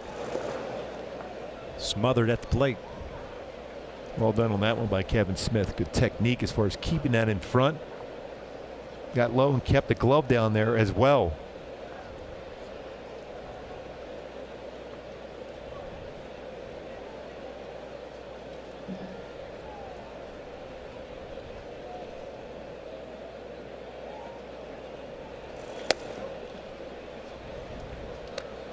Two balls, no strikes. Halo's back in Cincinnati for the first time since 2013, and that was the first year of the 2 15-team leagues, so there had to be interleague play every day, and the Angels and the Reds opened up here. And it was a rather long opening game. Yeah, and a little chilly. Yes. Extra innings, and the Angels. Didn't Chris Iannetta get the game-winning hit? Yes.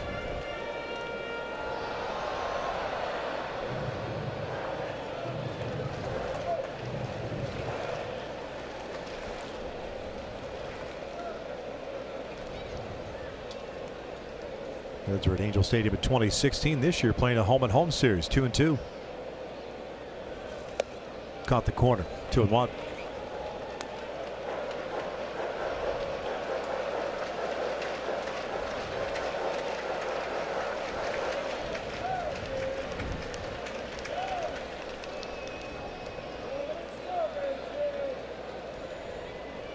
Outfield straight around.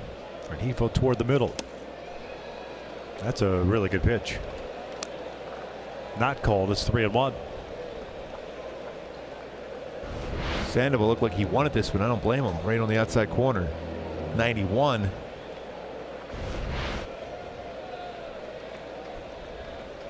Aquino on deck. Sandoval is 3-1. Here's a strike. Full count. That's impressive. A youngster able to throw a 3-1 changeup in the strike zone. Irvin at first base will be on the move now. Walsh will play behind him.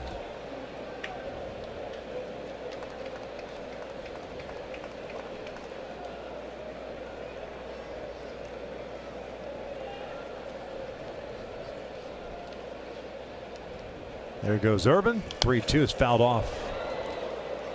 Late on 94 after an 83-mile-an-hour changeup the pitch before.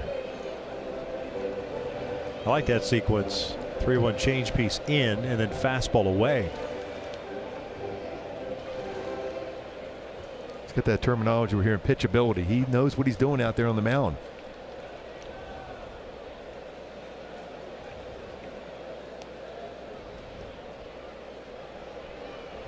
Irvin again on the move. 3-2 and he got him. Suarez has struck out 3 times this evening. And we are through 4. Cincinnati's up 6-1. Now a word from Agua Caliente Casino. Well, to this point in this game, just a home run by Luis Rengifo against some changeup, electric changeup. A lot of swing and miss. One there to Cole Calhoun. Throws him that arm angle. He's been rushing that fastball, but his changeup is outstanding. But let's go to our Carlos Cam replay. We talked about Mario Soto earlier.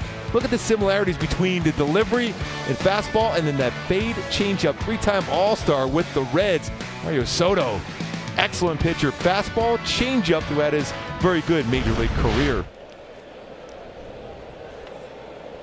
Bottom third of the order for the Angels and Walsh, Rengifo, and Sandoval.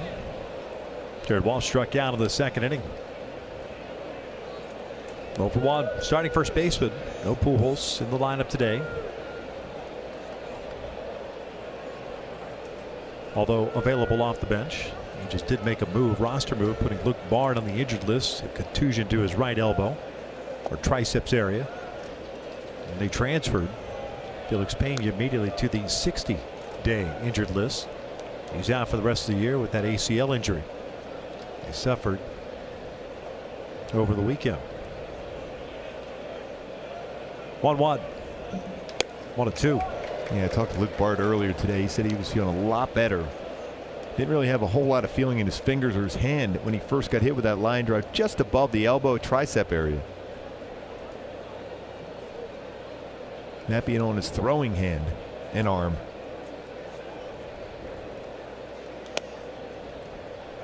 Two balls, 2 strikes. Castillo at 73 pitches as we play here in the 5th.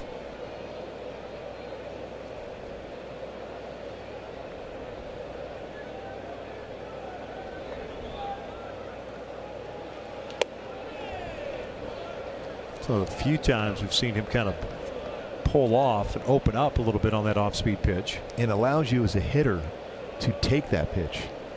As you see it a little bit longer out of his hand if that front shoulder opens up quicker than normal. 3-2. Off speed, lifted out toward left field. Irvin has to go back on it onto the track. And in front of the wall makes the catch. Ground number 1.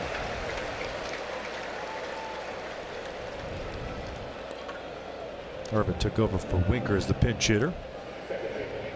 Remains in the game.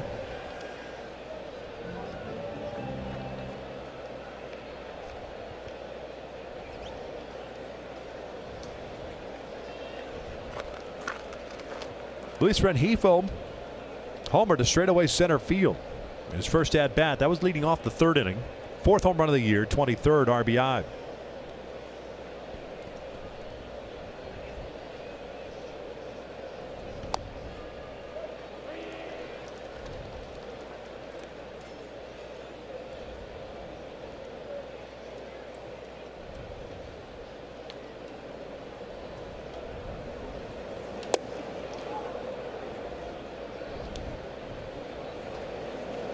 slider down and in. And Hifo with a home run against them. 3rd inning.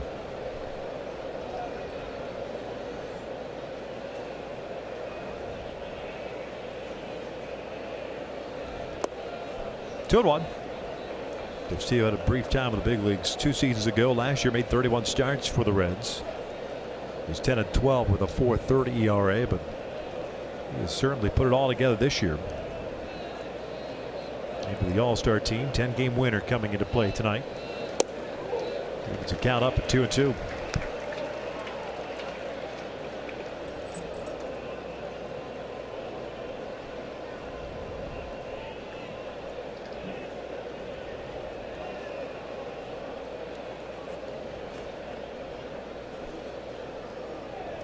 Sandoval on deck.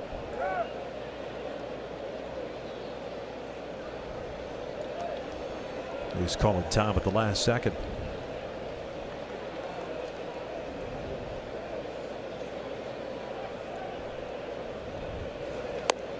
Pulled the string. 2 outs. It's another strikeout on a changeup.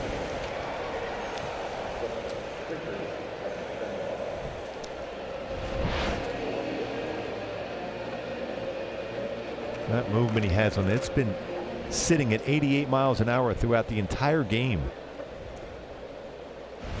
8th strikeout. Sandoval went down looking his first time up. So 8 strikeouts, 6 on his changeup, 1 on his fastball, 1 on his slider.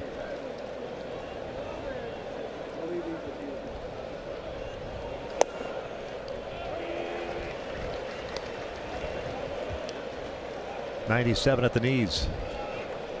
High water mark for Castillo as far as strikeouts, 11. That was at San Francisco on May the 10th. The Sandoval goes down. A 1-2-3 5th inning. Angels are down 6-1.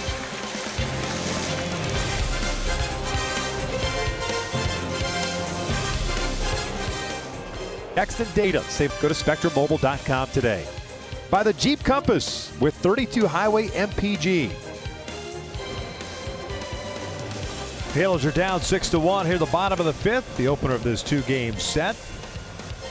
1869, May 4th to be exact. First game played by the Cincinnati Red Leggings, Red Stockings. They're using what, 15 uniform sets this year?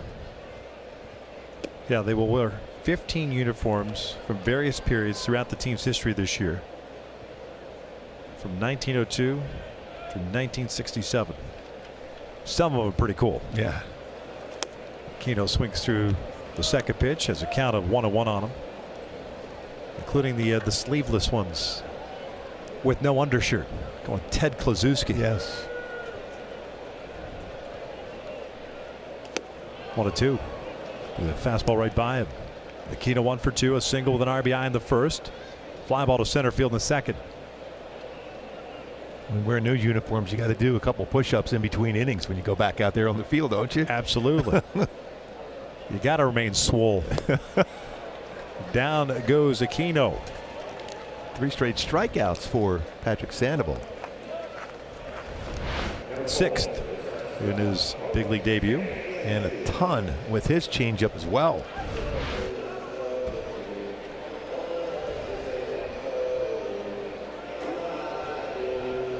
Pete Rose in the house. That was the old Good Humor hats, the white. You wore that too in Kansas City, didn't you? Oh yeah. Or was it a gray? Was it white or gray? We had the gray hat. The gray hat, yeah, right? Yeah. Gray with the blue bill. Yeah, that was a solid hat. You sound like you're almost convincing. Especially with the gray unis to boot. Yeah. Oh yeah. Solid like. Yeah. Ball to the strike on Iglesias, the shortstop. Doubled in the first, a fly ball to center in the third.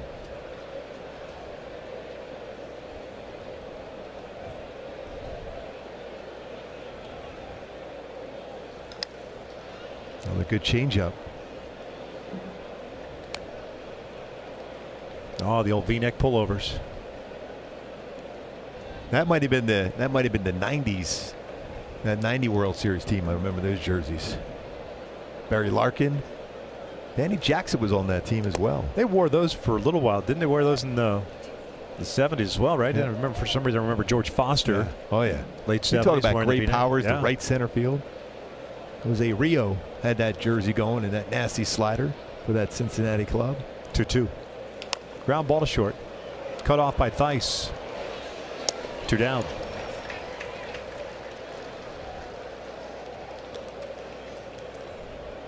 Brings up Senzel, the center fielder.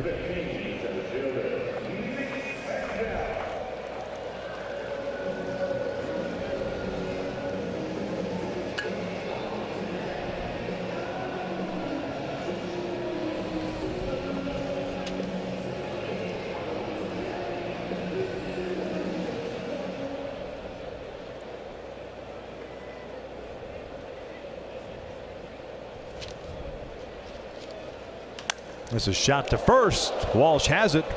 And a 1-2-3 fifth inning for Patrick Sandoval. 6-1 Cincinnati. Flash Fun Pack. It's the Coca-Cola Friends and Family Fun Pack. It is a fun pack.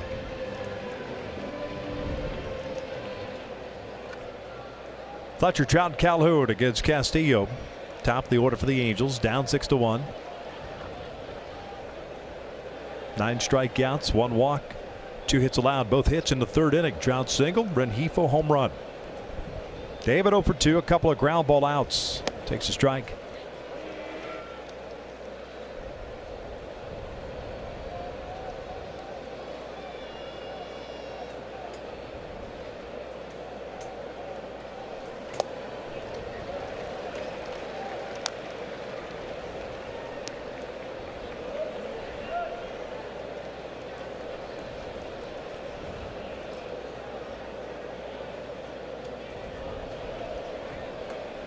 Oh, 2. Fletcher goes out and spoils the off-speed pitch. Keeps his at-bat alive. It's been off balance against the changeup. And when you mentioned 409 batting average versus changeup this year, that tells you how good Castillo's changeup is.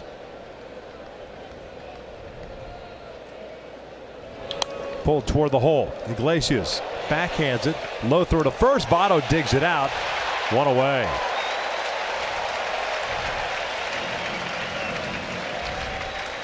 Really nice play by Iglesias. And we're watching a great shortstop in Cleveland and Francisco Lindor, but Iglesias is really, really good as well. Backhand outfield grass, he's able to plant and quickly throw across the diamond to get Fletcher, who runs well. Castillo, like in that defense, when you work quickly, throw a lot of strikes, you're going to make those plays behind a pitcher. Here's Mike. He's been on board twice with a walk and a single.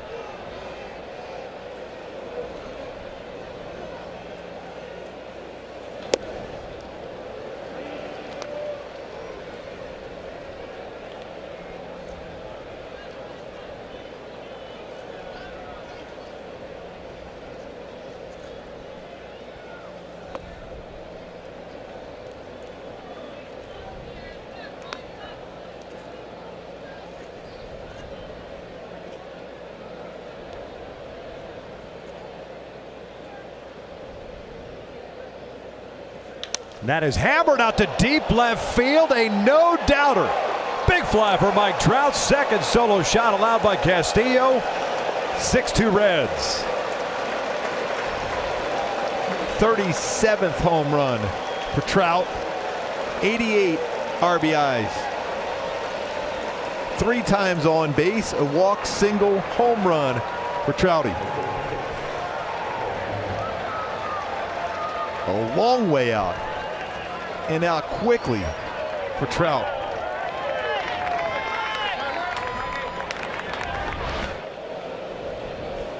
Slider, lower part of the strike zone, and Trout hammers it out. Tying Christian Yelich for the major league lead as far as home runs. Second deck.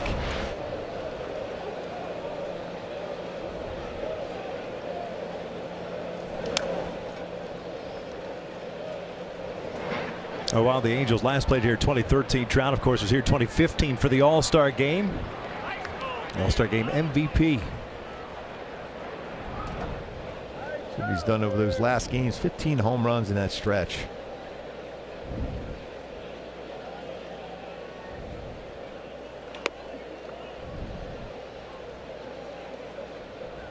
Mike Trout, as far as the highest extra base hit percentage this year in 2019, coming into that swing, 56.8%. If hits have gone for extra base hits. 1-1 to Cole. Foul tipped into the mid. 1-2. Calhoun is 0 for 2 with a couple of strikeouts.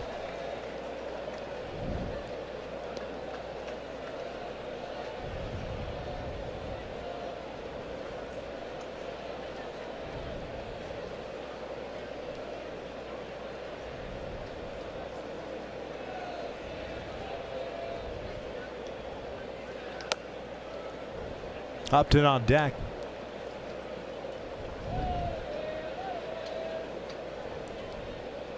Trout home run 442 feet. Big boy blasts. 2 home runs over 400 feet today allowed by Castillo as he gets Cole for the 3rd time. 2 outs.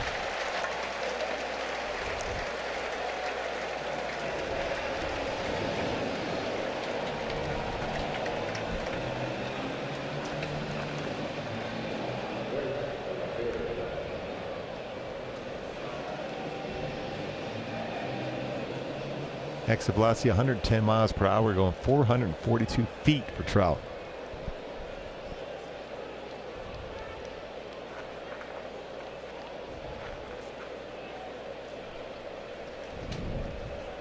Upton fouls it off. Justin 0 for 2. Popped out in foul territory the first. Struck out in the 4th. And Castillo, when you look at his innings and starts, pretty much around that 6th inning mark. And that's where he's at right now. 96 pitches.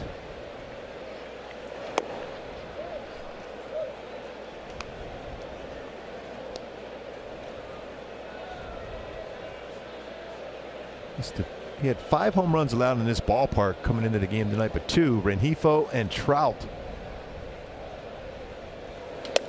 2 balls, 1 strike. That's covering 82 innings in this ballpark with 5 home runs allowed.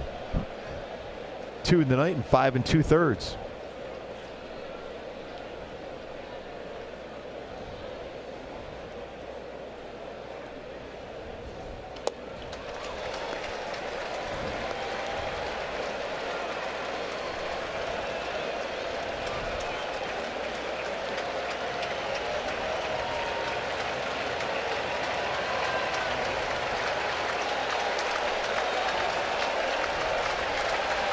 Two on the way.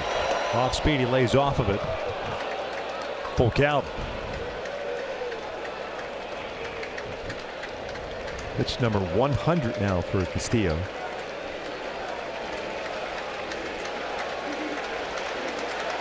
He's gone as high as 111. That was back in early June. Thaiss on deck. 3-2. It's popped up. Barnhart, the catcher, calling for it.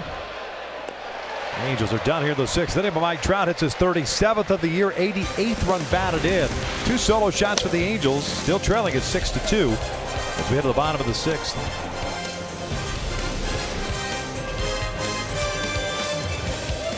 The major last ball has been 94, 96. I've been loving his breaking ball and especially his changeup. You know, stay ahead of the count. His pace has been good. Balance over the pitching rubber. He's able to turn over that circle changeup. Looks like a fastball. Out in front, unable to make contact. Solid debut for Sandoval. 6 strikeouts. Or Griffin Canning in his debut with the Angels with 6 strikeouts as well. Even that 1 earned run was a tough earned run out of that one as well. He'll face the bottom 3rd of the order. Peraza, Barnhart, and I'd imagine a pinch hitter for the pitcher spun. Peraza 1 for 2 with a double and a strikeout. Want to change up? That's a good change up.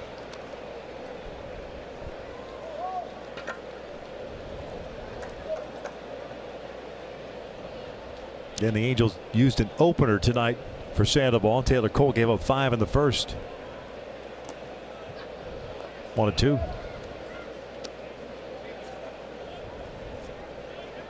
That's somebody who knows what he's doing out on the mound. He knew he was a little bit quicker on his delivery. Take a deep breath, refocus.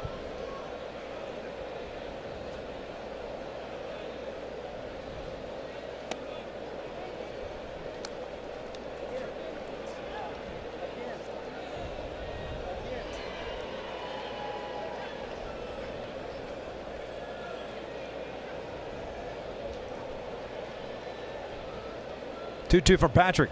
This is hit over to short. One away.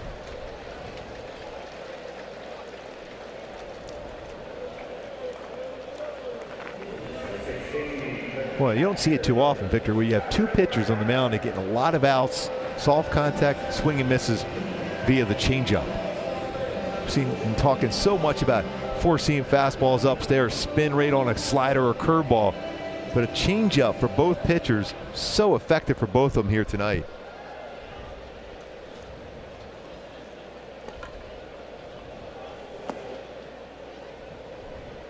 Castillo's come out to the on-deck circle. Tucker Barnhart 1 for 2. Singled his last time up.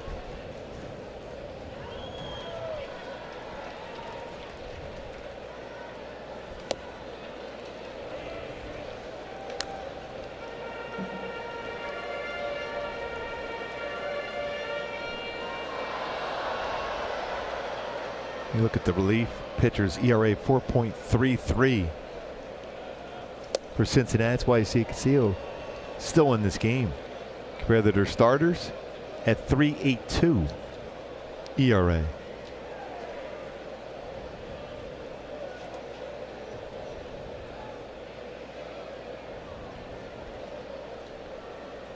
One-two pitch. Misses. 2 balls, 2 strikes.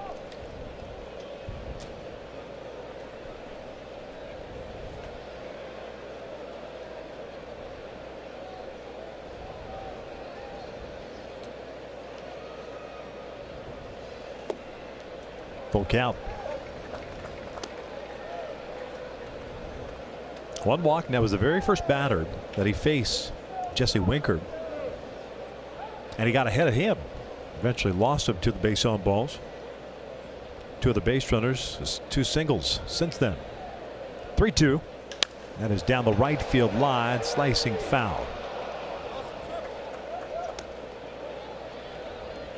Cole retrieves it, tosses to a fan. Barnhart resets at 3-2. Back at it again tomorrow night, wrapping up this 2-game series. Angels will have Jose Suarez on the mound. Anthony DeScalfani on the mound for Cincinnati. Swing and a miss. Down goes Barnhart. 2 down. Another good changeup. Turns it over. Been very, very impressed with the youngster. Real good separation and speed of those pitches. 94, 96 with his fastball. 83, 84 with his changeup. His curveball in the mid-70s. Slider in the low to mid-80s.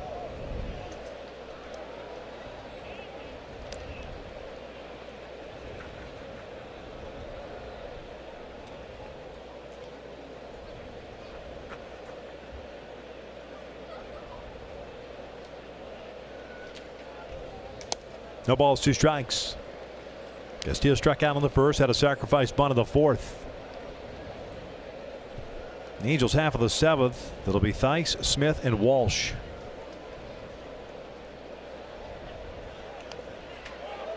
Foul at the plate.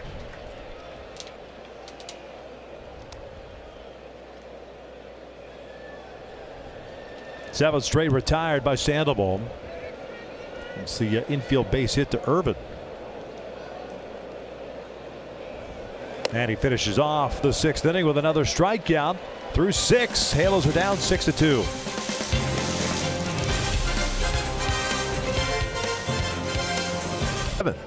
Let's take a look at our key give it everything in the Reds as far as the National League rank in ERA this season as compared to what you've seen the last couple of years. 14th last year, 5.17.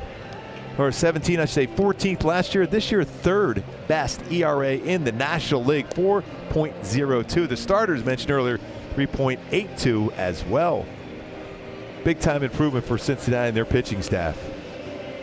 And the difference and the similarities between Luis Castillo and Mario Soto, and the running action on the changeup.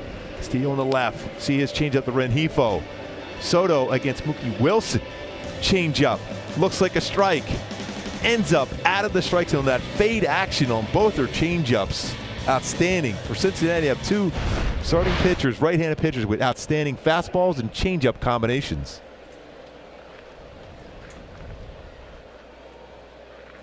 Ten strikeouts for Castillo.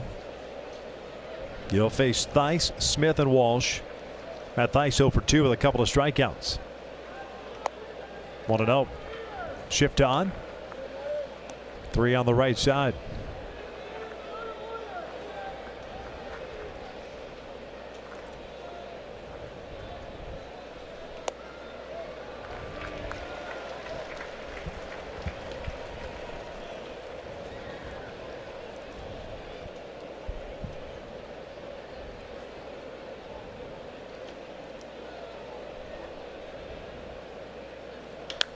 Fouled off. 1-2. Amazing thing about this Cincinnati staff, and this going on a little bit more so what they've done this year with 10 strikeouts tonight for Castillo. That's 85 straight games for the staff to have at least 5 or more strikeouts in a game. That's the leading baseball right now in that category.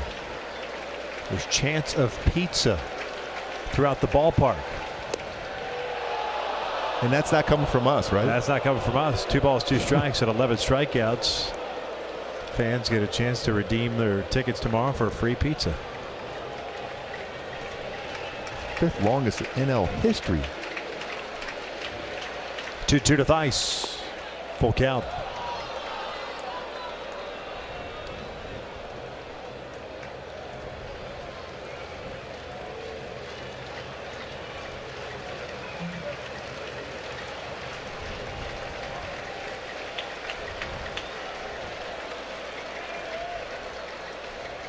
Kevin Smith on deck. Thaiss strikes out. And there's the big roar of the crowd. 1 down.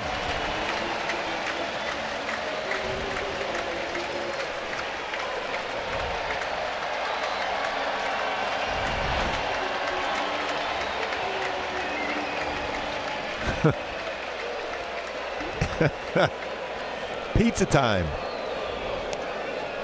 And keep in mind, the Angels are the most difficult team to strike out. That matches his career high. We're talking about Castillo with his 11 strikeouts. Kevin Smith takes down and away. He's grounded out twice. 3rd time in his career he's had 11 strikeouts. 2nd time this year. 1-1.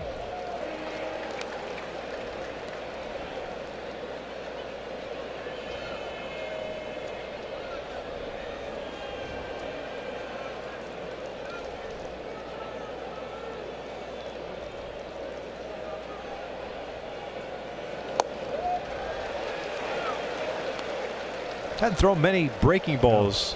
That was a pretty sharp sweep to it. Yeah, the one at a few he threw when the Trout did. Trout hit out. 2 solo home runs allowed by Castillo. The only runs on the board for the Angels. 1-2. Protecting there. Still just a 4-run deficit. Patrick Sandoval has done a great job. So at 111 pitches, matches his season high. Jared Walsh on deck.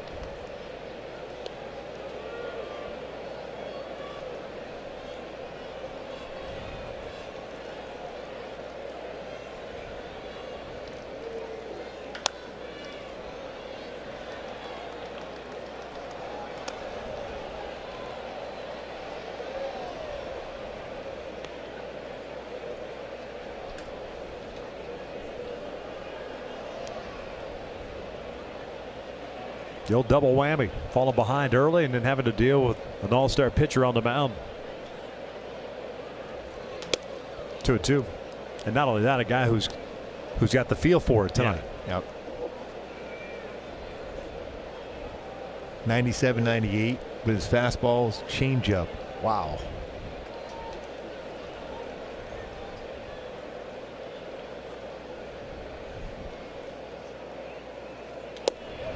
Two down. And it doesn't matter if you're a left-handed batter or a right-handed batter. He will throw the changeup. That's exactly what Kevin Smith got there out of the strike zone for another strikeout. Castillo establishes a new career high in strikeouts with his 12th tonight.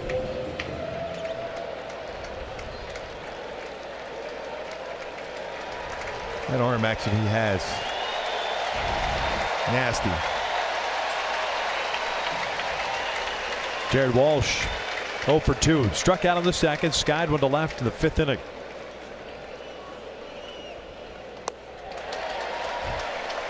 He's looking for that changeup on the inner half that he could try to lift, but it's running away and down against him though.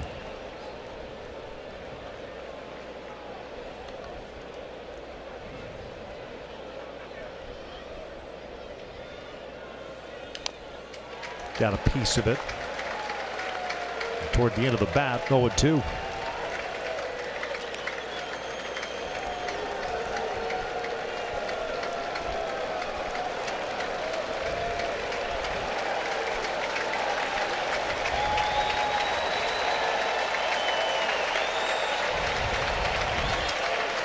Oh-2. Takes down and away. 1 and 2 strikes. Patrick Sandoval really kept things, at least given the Angels an opportunity with his 5 solid innings of work thus far. 6-2 Cincinnati. Walsh takes outside. 2-2. Trying to make the perfect changeup on that one. He's only thrown a couple of those all night long.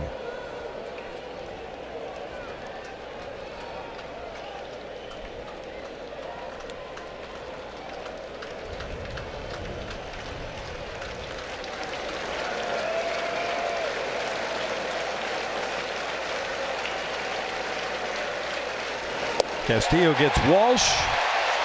The Angels go down in order via the strikeout. Stretch time. Halos down. And pitches tonight total for Luis Castillo, the all-star for the Cincinnati Reds. Sandoval back to work. He'll face the top of the order. Irvin, Votto, Suarez coming up. Irvin, 1 at bat. The infield base hit in the 4th inning, so he's 1 for 1.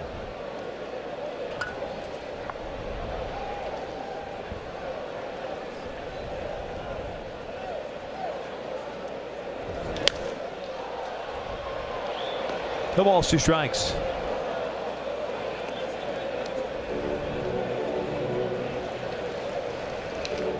Thirteen strikeouts you mentioned for Castillo. 1 walk, 3 hits.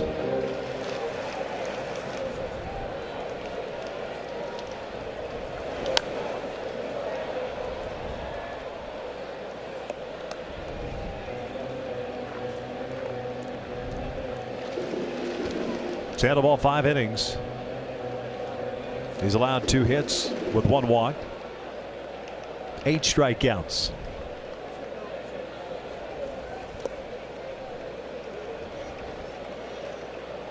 He's retired 8 straight.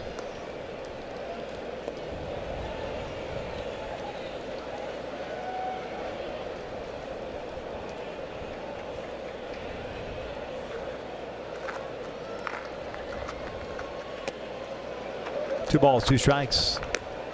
He was hoping that Ted Barrett would give him that call.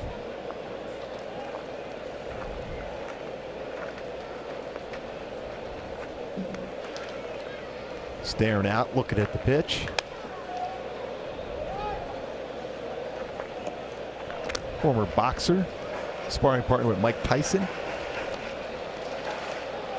He had a pretty good stare off back in the day with Mike Tyson. He used to win fights just walking into the ring, staring at his opponent. What's he staring at? Barrett's chest?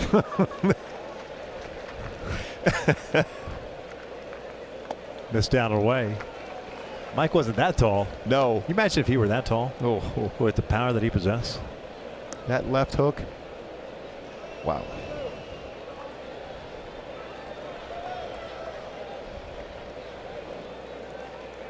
Three-two on the way. He punches one down the right field line, and that is foul. Well, Protect mode right there. He's really comfortable against left-handed pitching. You can see why his numbers are as good as they are. Why Bell went to that platoon scenario that early in the game.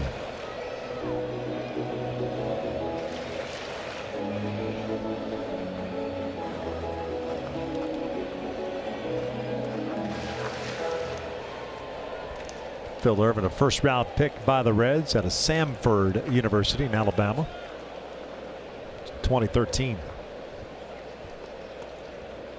Another payoff now, and he walked him.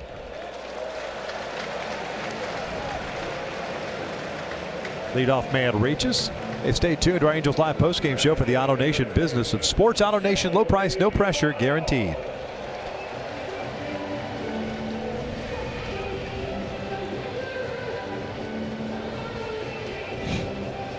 Hadn't worked from the stretch since the 4th inning. Here's Joey Votto. Joey 0 for 2 with a walk and a run scored.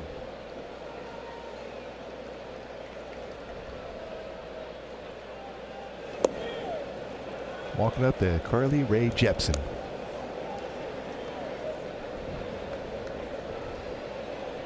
Hey, whatever floats your boat. Yeah. If that gets you pumped up for the AB, Yes. so be it.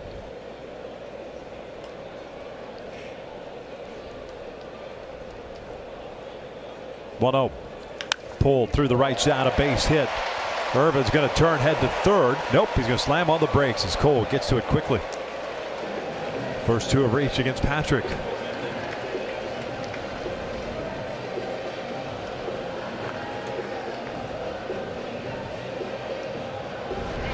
Looks like a potential double switch coming up now with Ryan Osmus coming out. Yep. Pitcher spot for the Angels due up second. That's what they decide to do here. You have to, as a manager, go to the home plate umpire, make the double switch first before you cross over the foul line and make a pitching change. It's like Fredo Tovar coming in the game. So I think Walsh will probably come out of the game. Theis will move over to first. With Tovar taking over on the left side, maybe it's shortstop with Fletcher moving to third base. Either way, Luis Garcia is coming into this ball game. And so we have ourselves a pitching change. Nice major league debut for Patrick Sandoval.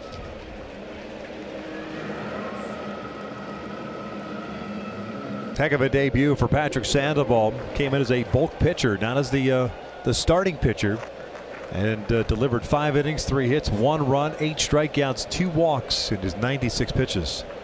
Excellent stuff. Great tempo. Very impressed with him. This changeup, excellent. Velocity on his fastball, very good, and spin on both his slider and curveball, solid. First pitch from Luis Garcia outside for ball 1.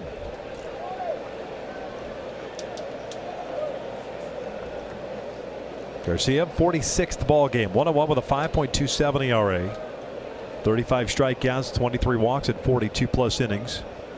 He pitched yesterday, went 1/3 of a frame. 2 base runners on board for Cincinnati, belonging to Patrick. Wilfredo Tovar takes over at shortstop. David Fletcher moves from short over to third. Matt Theis goes from the hot corner over to first base. Jared Walsh no longer in the game. Tovar will bat in the number 9 spot, the pitcher spot in the 7th. Hence the double switch.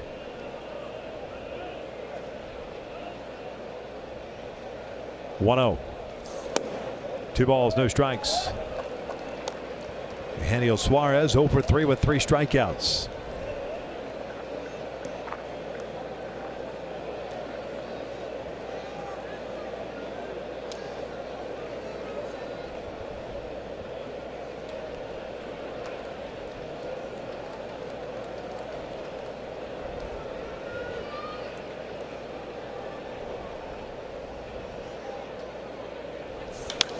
Skied out toward right center field. Towering shot. It'll stay in the ballpark. Trout underneath it. Irvin's tagging from second. He's going to go to third. The throw doesn't get cut off.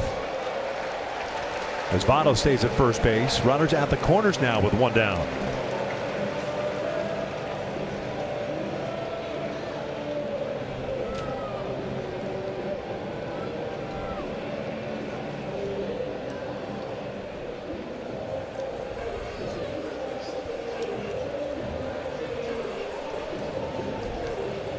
Pinch hitter coming up for Aquino. Josh Van Meter. Aquino finishes the game going 1 for 3 with an RBI single.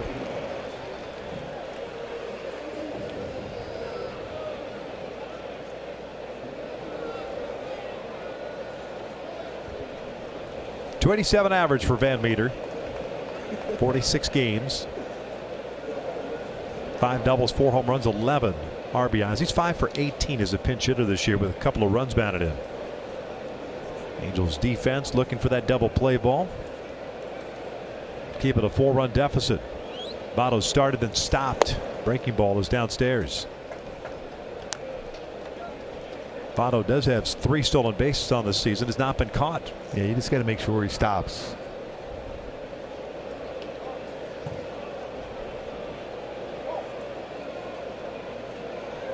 And Meter's rolled into a couple double plays, so you can get one now.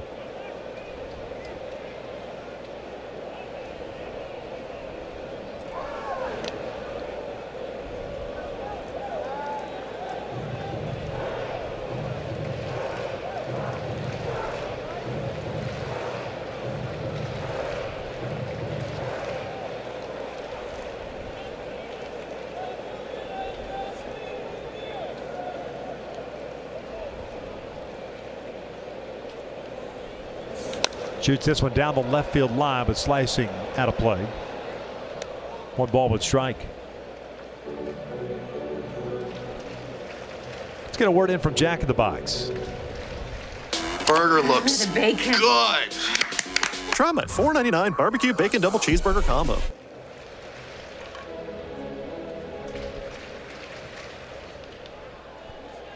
One ball, 1 strike. Runners at the corners. 6-2 Cincinnati. We're in the bottom of the 7th.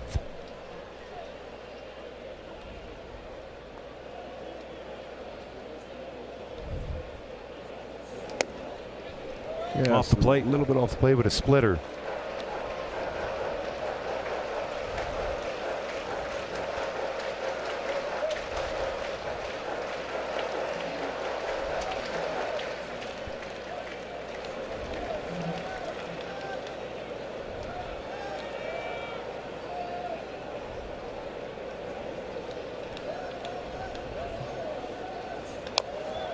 Two.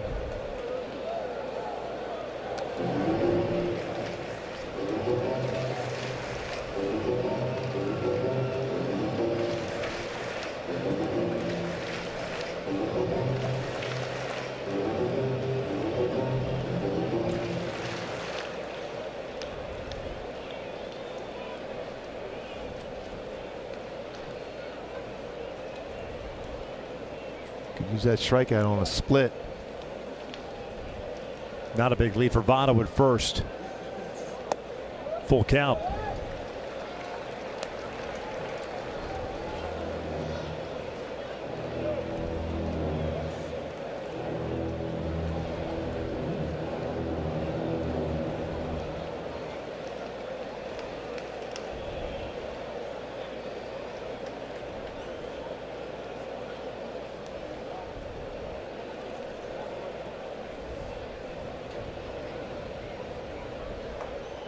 Three-two now. Meter, a swing and a miss. Big strikeout.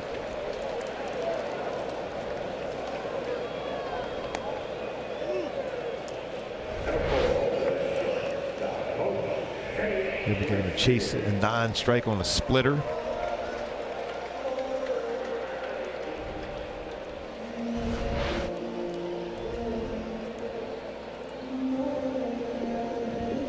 So 2 outs, runners remain at the corners. Here's Iglesias. 1 for 3 game with a double and a run scored back in the first.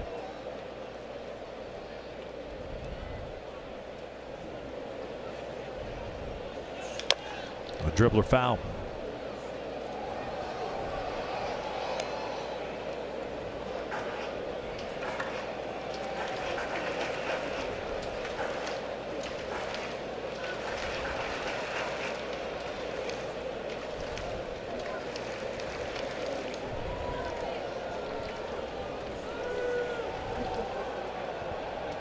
Iglesias came in batting .285. The double he picked up in the first is 15th of the year.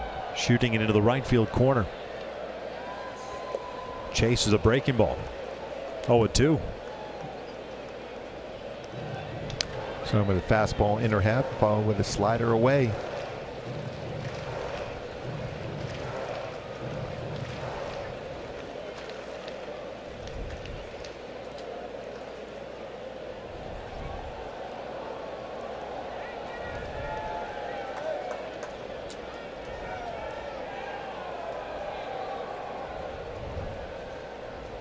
There goes Votto. Down to the dirt. Blocked by Smith. So Votto picks up his 4th stolen base. That's all right. You'll take that if you're the Angels, at least right now. Got to get a big strikeout here. Need the strikeout. You weren't going to throw through. No. Votto had a pretty good run. A good jump, I should say. Yeah, with 2 strikes on it, sometimes as a manager, you put that on just to try, see if you can draw a throw to second base. If that's the case, and Urban would try to go home on that one as well.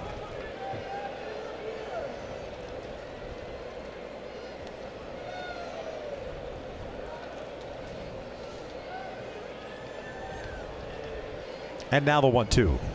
Iglesias lays off. Thought about chasing that high heater. 2-2. Cincinnati with 5 of the first, 1 of the second. The Angels with solo runs. In the 3rd and 6th, Rengifo and Trout solo home runs. Luis Castillo, though, electric tonight. 13 strikeouts, a new career high for him for Cincinnati through 7 innings. 2-2. A wild pitch will bring home another run. Votto's going to turn, and he thought about coming home. Slams on the brakes, heads back to 3rd. It's 7-2 and a full count now on Iglesias. 3rd wild pitch of the night. Overthrown. That's in front of the plate.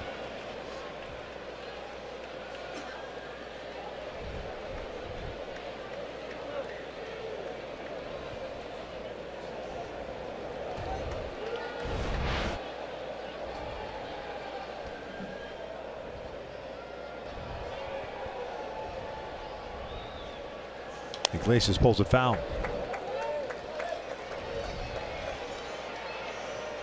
One risky run of having a man at 3rd with a guy that throws a splitter. And overthrows it at times as well. Almost too often this year, overthrowing that pitch.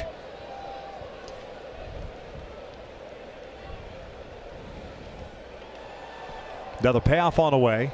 Iglesias cues one back to the mound. Garcia has it. A little bit of a bobble.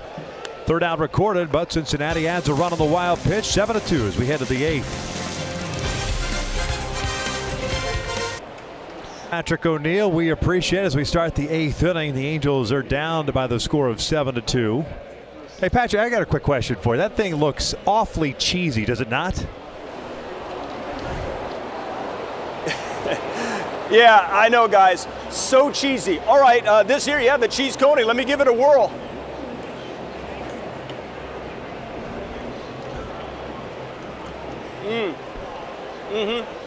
Yeah.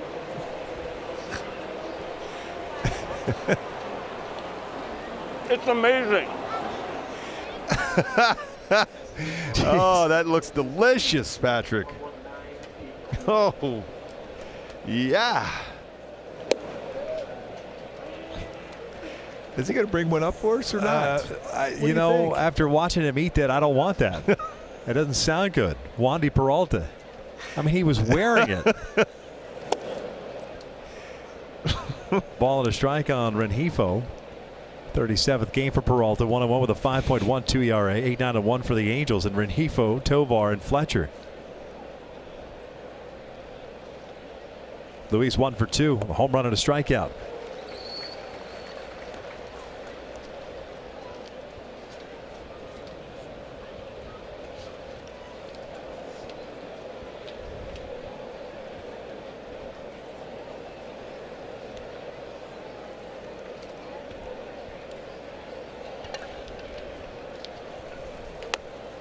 Two balls, 2 strikes. Home run for Luis back in the 3rd inning. His 4th of the year.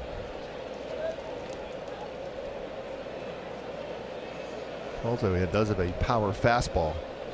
92, 97, slider change. That's slider.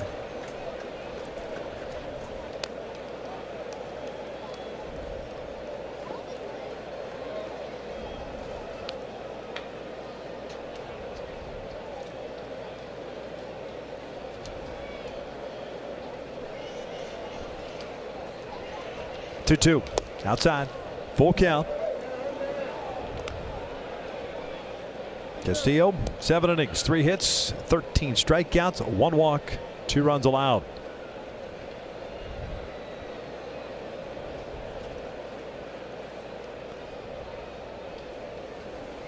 And he walked him. Leadoff man is on board to start the 8th inning.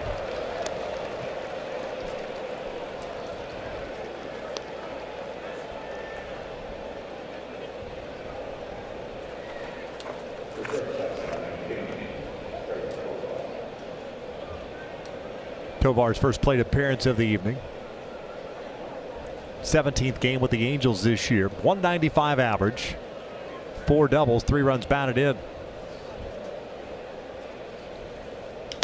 Loops this one out to the alley in right center field. That'll get down for a base hit. Rengifo is going to turn and head to third.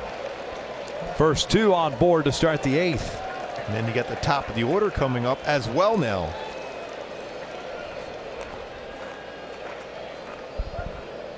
Going back to my Hyundai key for this game tonight for the Angels. They're trying to battle their way back, down by 5. The hardest thing, looking for a hard fastball here from Peralta. A walk and then a base hit.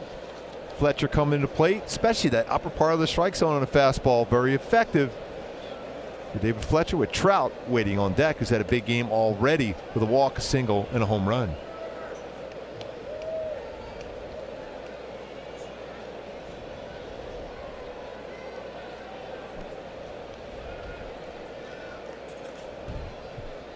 Fletcher 0 for 3 with 3 ground ball outs.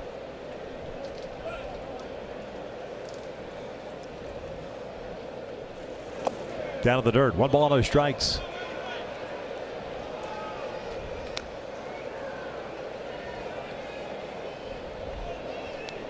Peralta last year with an ERA of 5.36 in 59 games. Much of the same this year.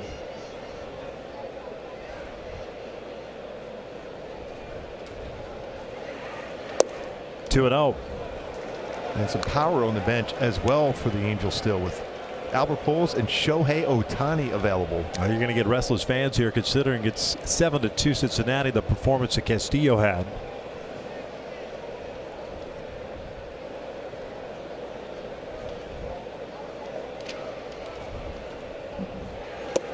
Two and 1. Bench coach Freddie Benavides managing with David Bell, serving his last game of his suspension. The fracas last week against the Pittsburgh Pirates. Throw to first. Tovar easily back. He's not that far off the base.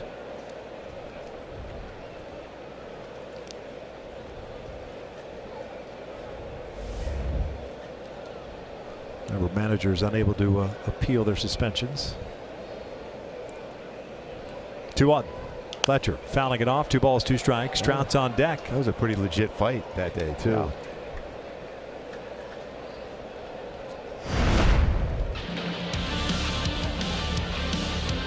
Garrett running right into the Pirates bench, taking on the whole team.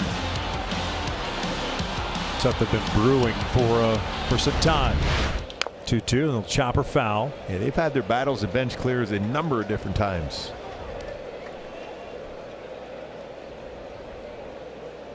Here's Amir Garrett.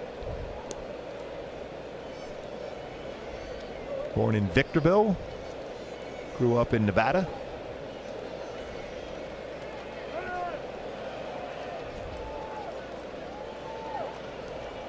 First 2 on for the Angels via the walk and the single.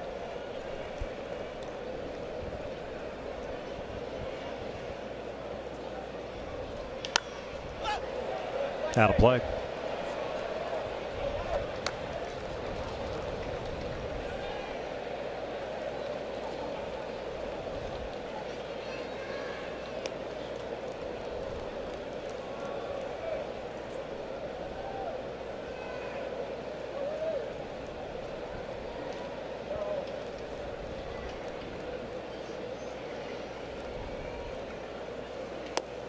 Full count. It gets real interesting if Fletcher gets on base here. Trout coming up next.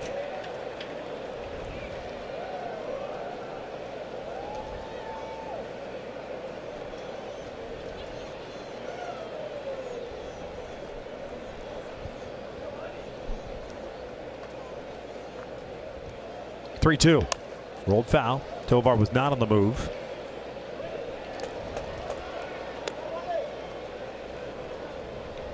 .16 pitches thrown by Peralta so far.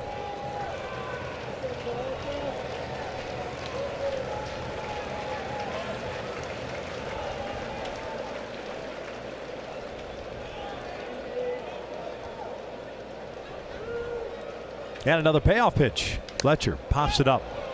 First base side. Votto racing over near the tarp, unable to come up with it. So the at-bat continues for Fletch.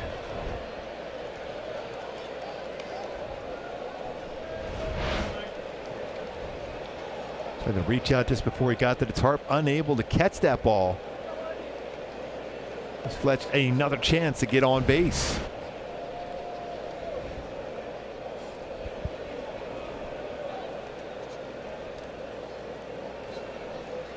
Fletcher skies one out to shallow center field. Senzel's there, makes the catch, and Rengifo cannot come in to score. One down. It'll bring up Trout. And this is what he did back in the 6th inning against Castillo. Time he got a slider and lines it to the second deck. 442 feet. Exit velocity just under 110 miles an hour off the bat.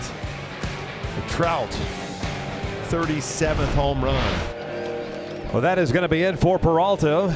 The left-hander will depart with one out, a couple of men on base. We're in the top of the 8th inning, and the Angels 2-game set. Halos down 7-2 in the 8th. Trout at the plate with runners at first and third and one out. Michael Lorenza, the Orange County product, on the mound for Cincinnati. The first one is up and away for ball one. Reds' first-round pick in 2013 at Cal State Fullerton. It's his 53rd appearance, 0-2 with a 3.09 ERA, 57 strikeouts at 58+ innings. Yeah, power fastball, 93-99 at cutter, which you just saw. Curveball, slider, changeup.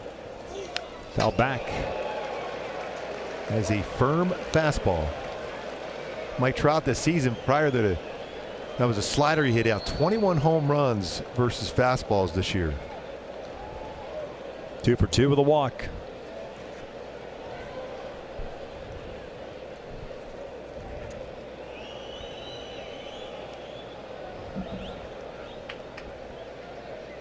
One pitch, way outside. 2 balls and a strike.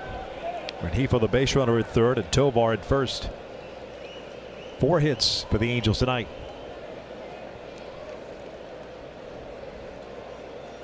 It's a fun matchup. Power arm versus a power hitter in Trout. Off speed. Sold it.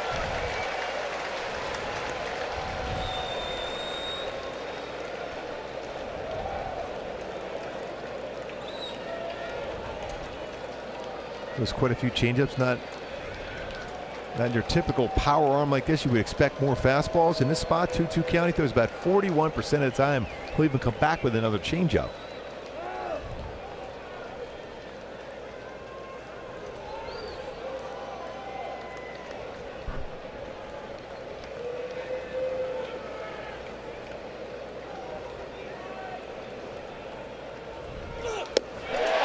.98-mile-per-hour fastball, 2 down.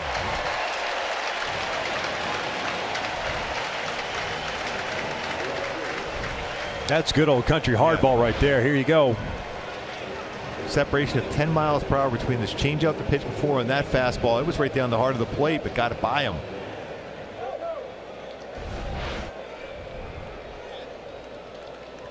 Cole Calhoun 0 for 3 with 3 strikeouts tonight. Halos have struck out 14 times this evening.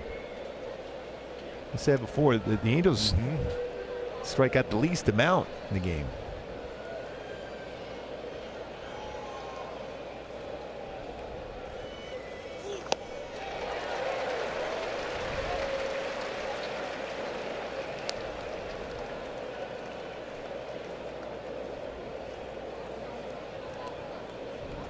Lorenzen first got to the big leagues in 2015. They used him as a starter. 27 games, made 21 starts. Pretty much exclusively out of the bullpen since then, although made 3 starts last year. And his 45 appearances. 1 ball, 1 strike. He is a strong pitcher. Halos tonight 0 for 3 with men in scoring position.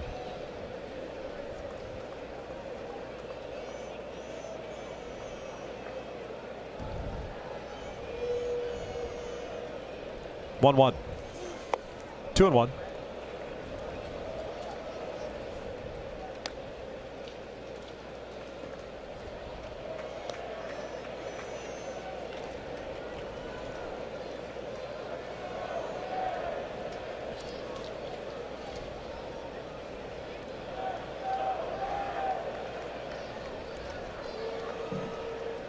Lorenzen trying to clean up Peralta's mess. The 2-1. Off speed, first strike, 2-2. Another changeup. On a hitter's count again. We talked about pitchers pitching backward nowadays.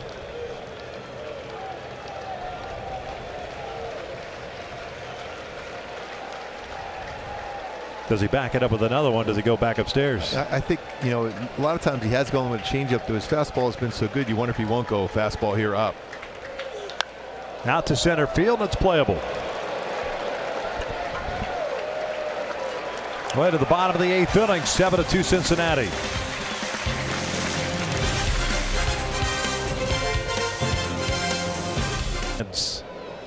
We're at the beginning of this road trip after losing the first 3 against Cleveland, down 7-2. Senzel, Peraza, and Barnhart. Bouncer left side. Fletcher cuts it off. 1 pitch, 1 out to start the bottom of the 8th. That run that came across in the 7th unfortunately gets charged to Patrick Sandoval. So he gives up 2 runs on 2 wild pitches. Other than that, I was very impressed. Absolutely.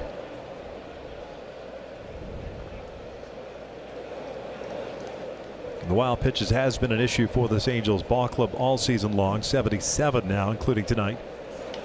In the season, this one out to shallow right. Rengifo racing out. He's there, puts it away, 2 down. Boy, what a nice jump and angle Rengifo took to run down that pop-up.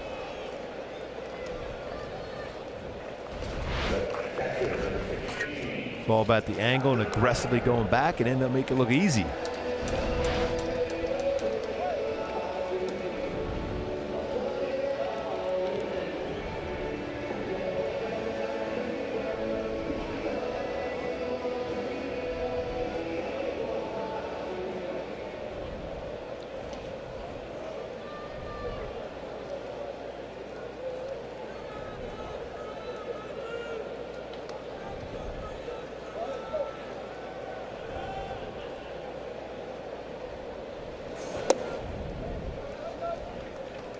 Tucker Barnhart, the catcher, tonight 1 for 3. Had a single back in the 4th inning.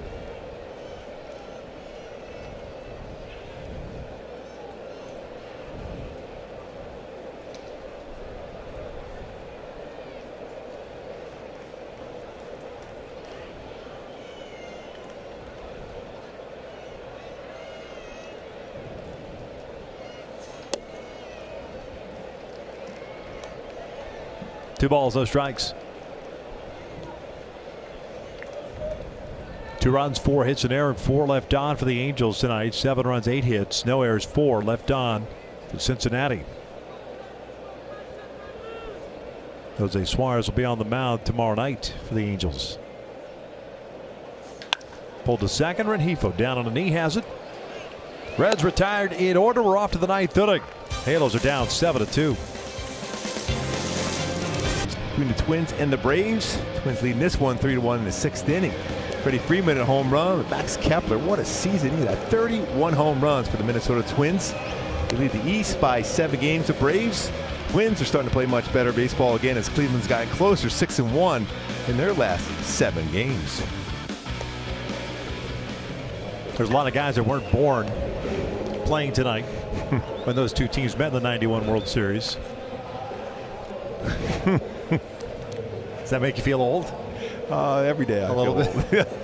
David Hernandez is on the mound for Cincinnati as we start the ninth. The former Angel has struggled this year. This is second season with the Reds.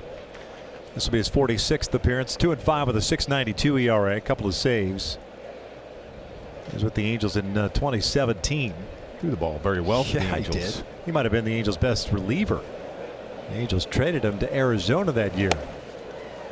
Yeah, his fastball is 92, 96. He'll throw a curveball, slider, changeup. In that 2017, he pitched 38 games for the Angels, was 1-0 with a 2.23 ERA.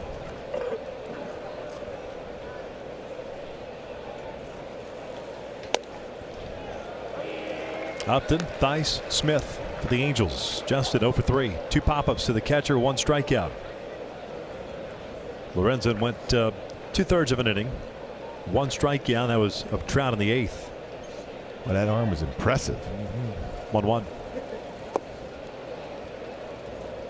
It's one thing when you watch guys on TV or whether it's quick pitch or otherwise highlights. It's another when you see them, especially when you're playing interleague. You don't get to see them often. You see them live. You're like, oh, okay, I get it now. 2-1. 3-1. He could hit a little bit as well.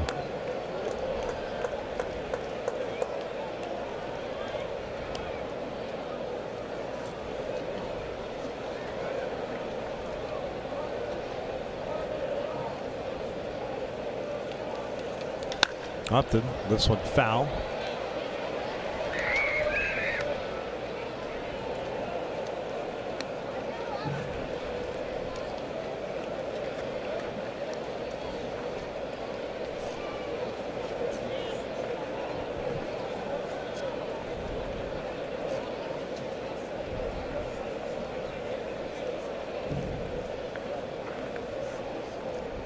Three-two to Justin. Called strike 3. Borderline pitch. Upton gets rung up. 1 down. And when you're struggling, those borderline pitches always seem to go against you. And that's about half a baseball off the corner, but it's called a strike.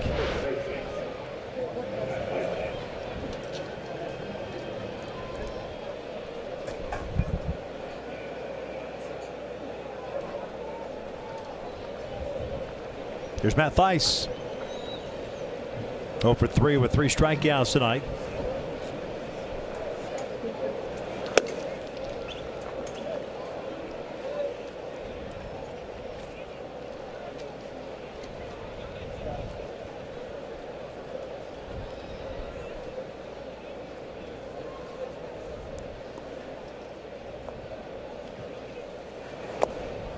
Two balls, no strikes. No, back-to-back openers for Taylor Cole, in which he has struggled. Did so Friday night, lasting 1/3 of an inning. Tonight he went 1, but gave up 5 runs on 5 hits. And while many of them weren't hit hard, it's still 5 runs, all earned. Early deficit for the Angels, unable to overcome it, especially with Castillo on the mound.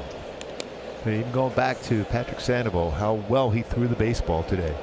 Debut and how difficult that is to come in after an opener, so you have to wait longer than normal to come in and make your debut. Very impressed.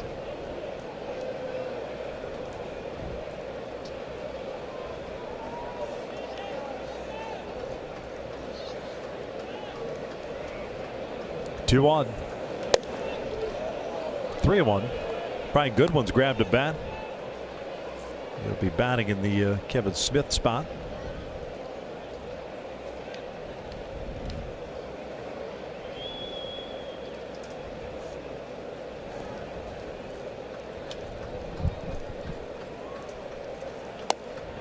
And a walk with 1 out here in the 9th.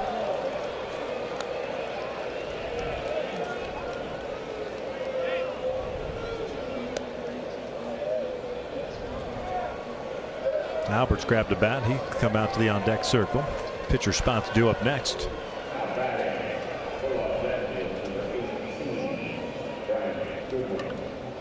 Goodwin 285 on the season, 20 doubles, 2 triples, 9 home runs, and 29 RBIs. As a pinch hitter, he's 3 for 10.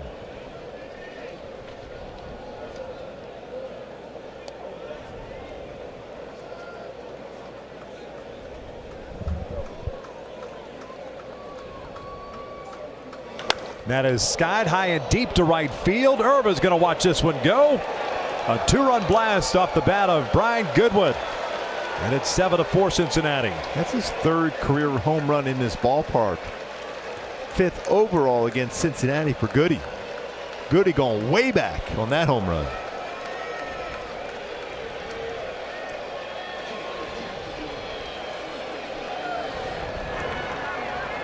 Jumping on that first pitch as most times you will do as a pinch hitter.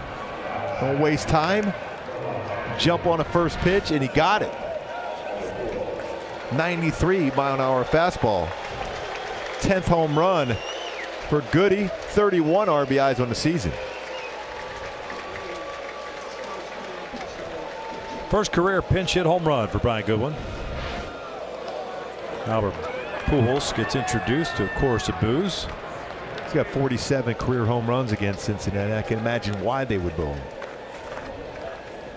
345 career hitter as well against Cincinnati.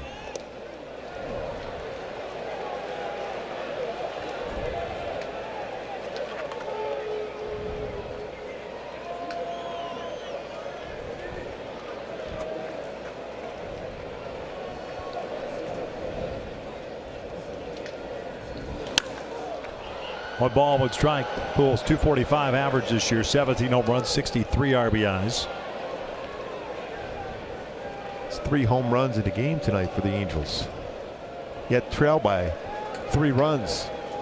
Cincinnati with no home runs in the game. 1-1 pitch. 2-1.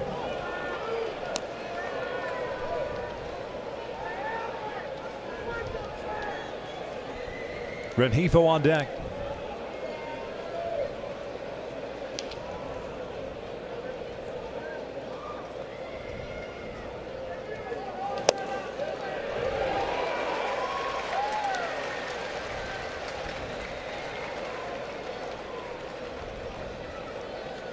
Reds do not play the pull shift with Albert up. Peraza stays on the second base side of the bag.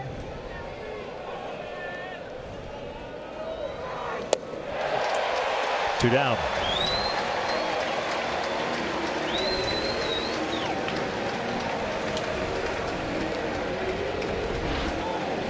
Time to go after a slider a little bit off the plate after the pitch before was called a strike.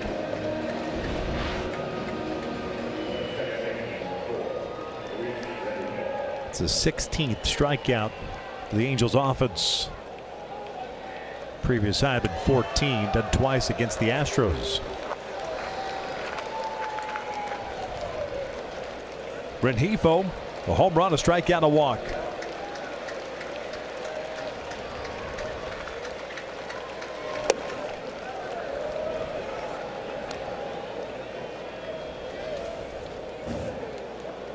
Shohei Ohtani's come out to the on-deck circle.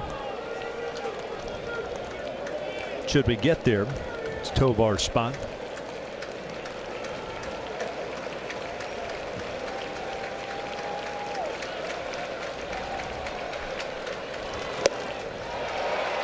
One one.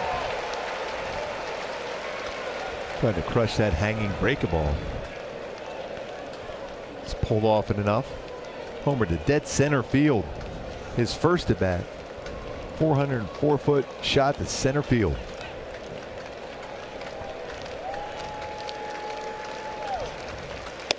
One and two.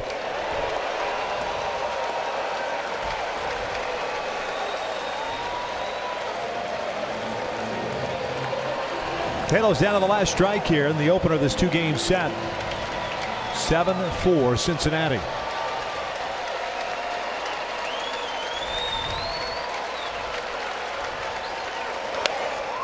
Protecting there, late on the fastball. 21 pitches thrown by Hernandez. One out walk to Theis on a 2-run blast. Pinch hit variety to Goodwin. Netting the Angels 2 runs here in the 9th inning.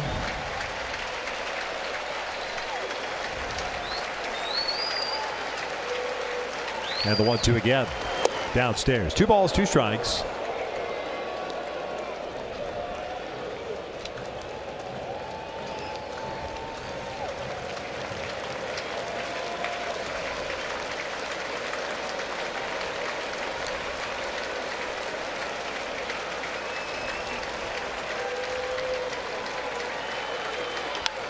Down the left field line. Slicing away from Van Meter. It's out of play. Good little battle here from Rengifo.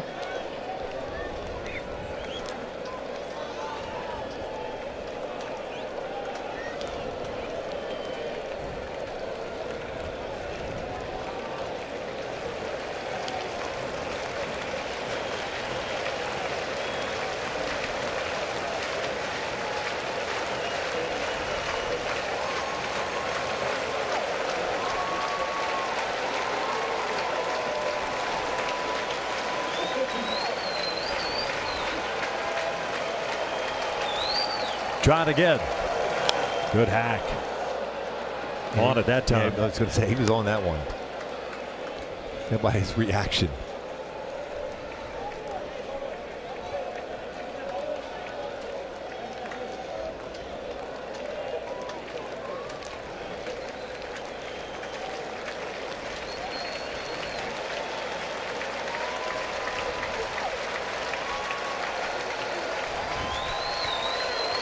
Full count.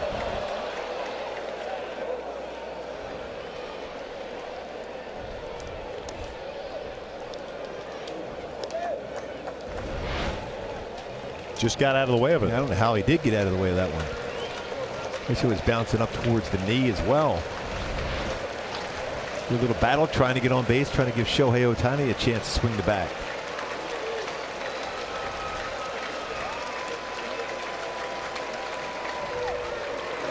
And a walk, second of the inning issued by Hernandez.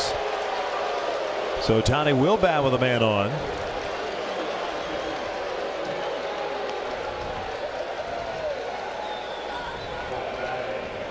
Shohei Ohtani's been pretty solid in that pinch hitting role.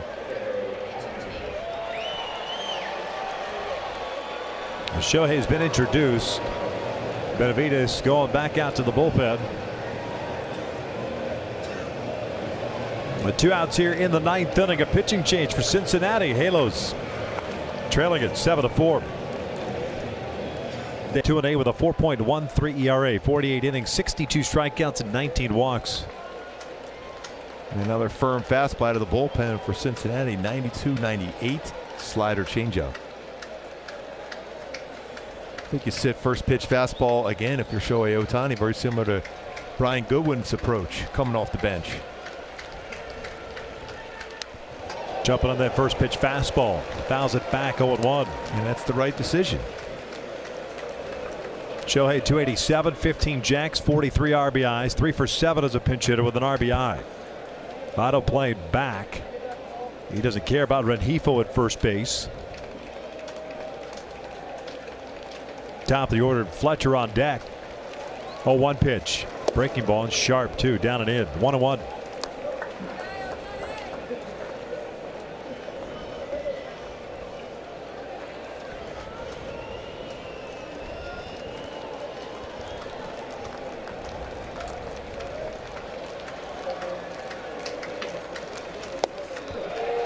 That's a good changeup. He is a good changeup as well. There's a lot of arms in this Cincinnati, whether it's a starter or a bullpen, with very good changeups.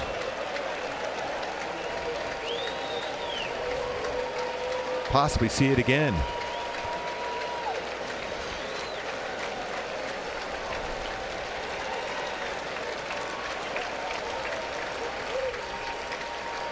Here's the 1-2. Fouled in and out of the glove. Shohei's real good in that upper third of the strike zone. That's where a lot of the home runs will hit the center field, the left center.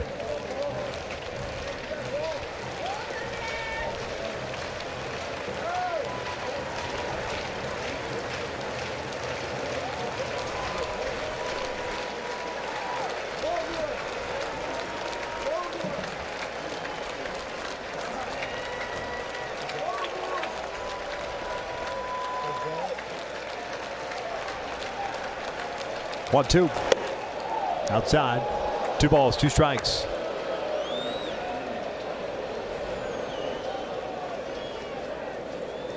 Runner basically standing straight up to catch that fastball to make sure he didn't miss in the strike zone against Shohei Ohtani.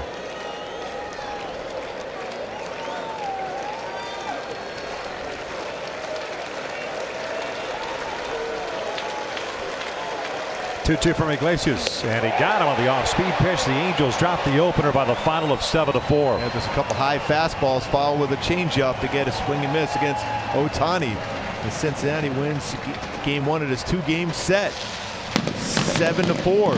Now it's time for Orlando above and beyond player of the game, Luis Castillo.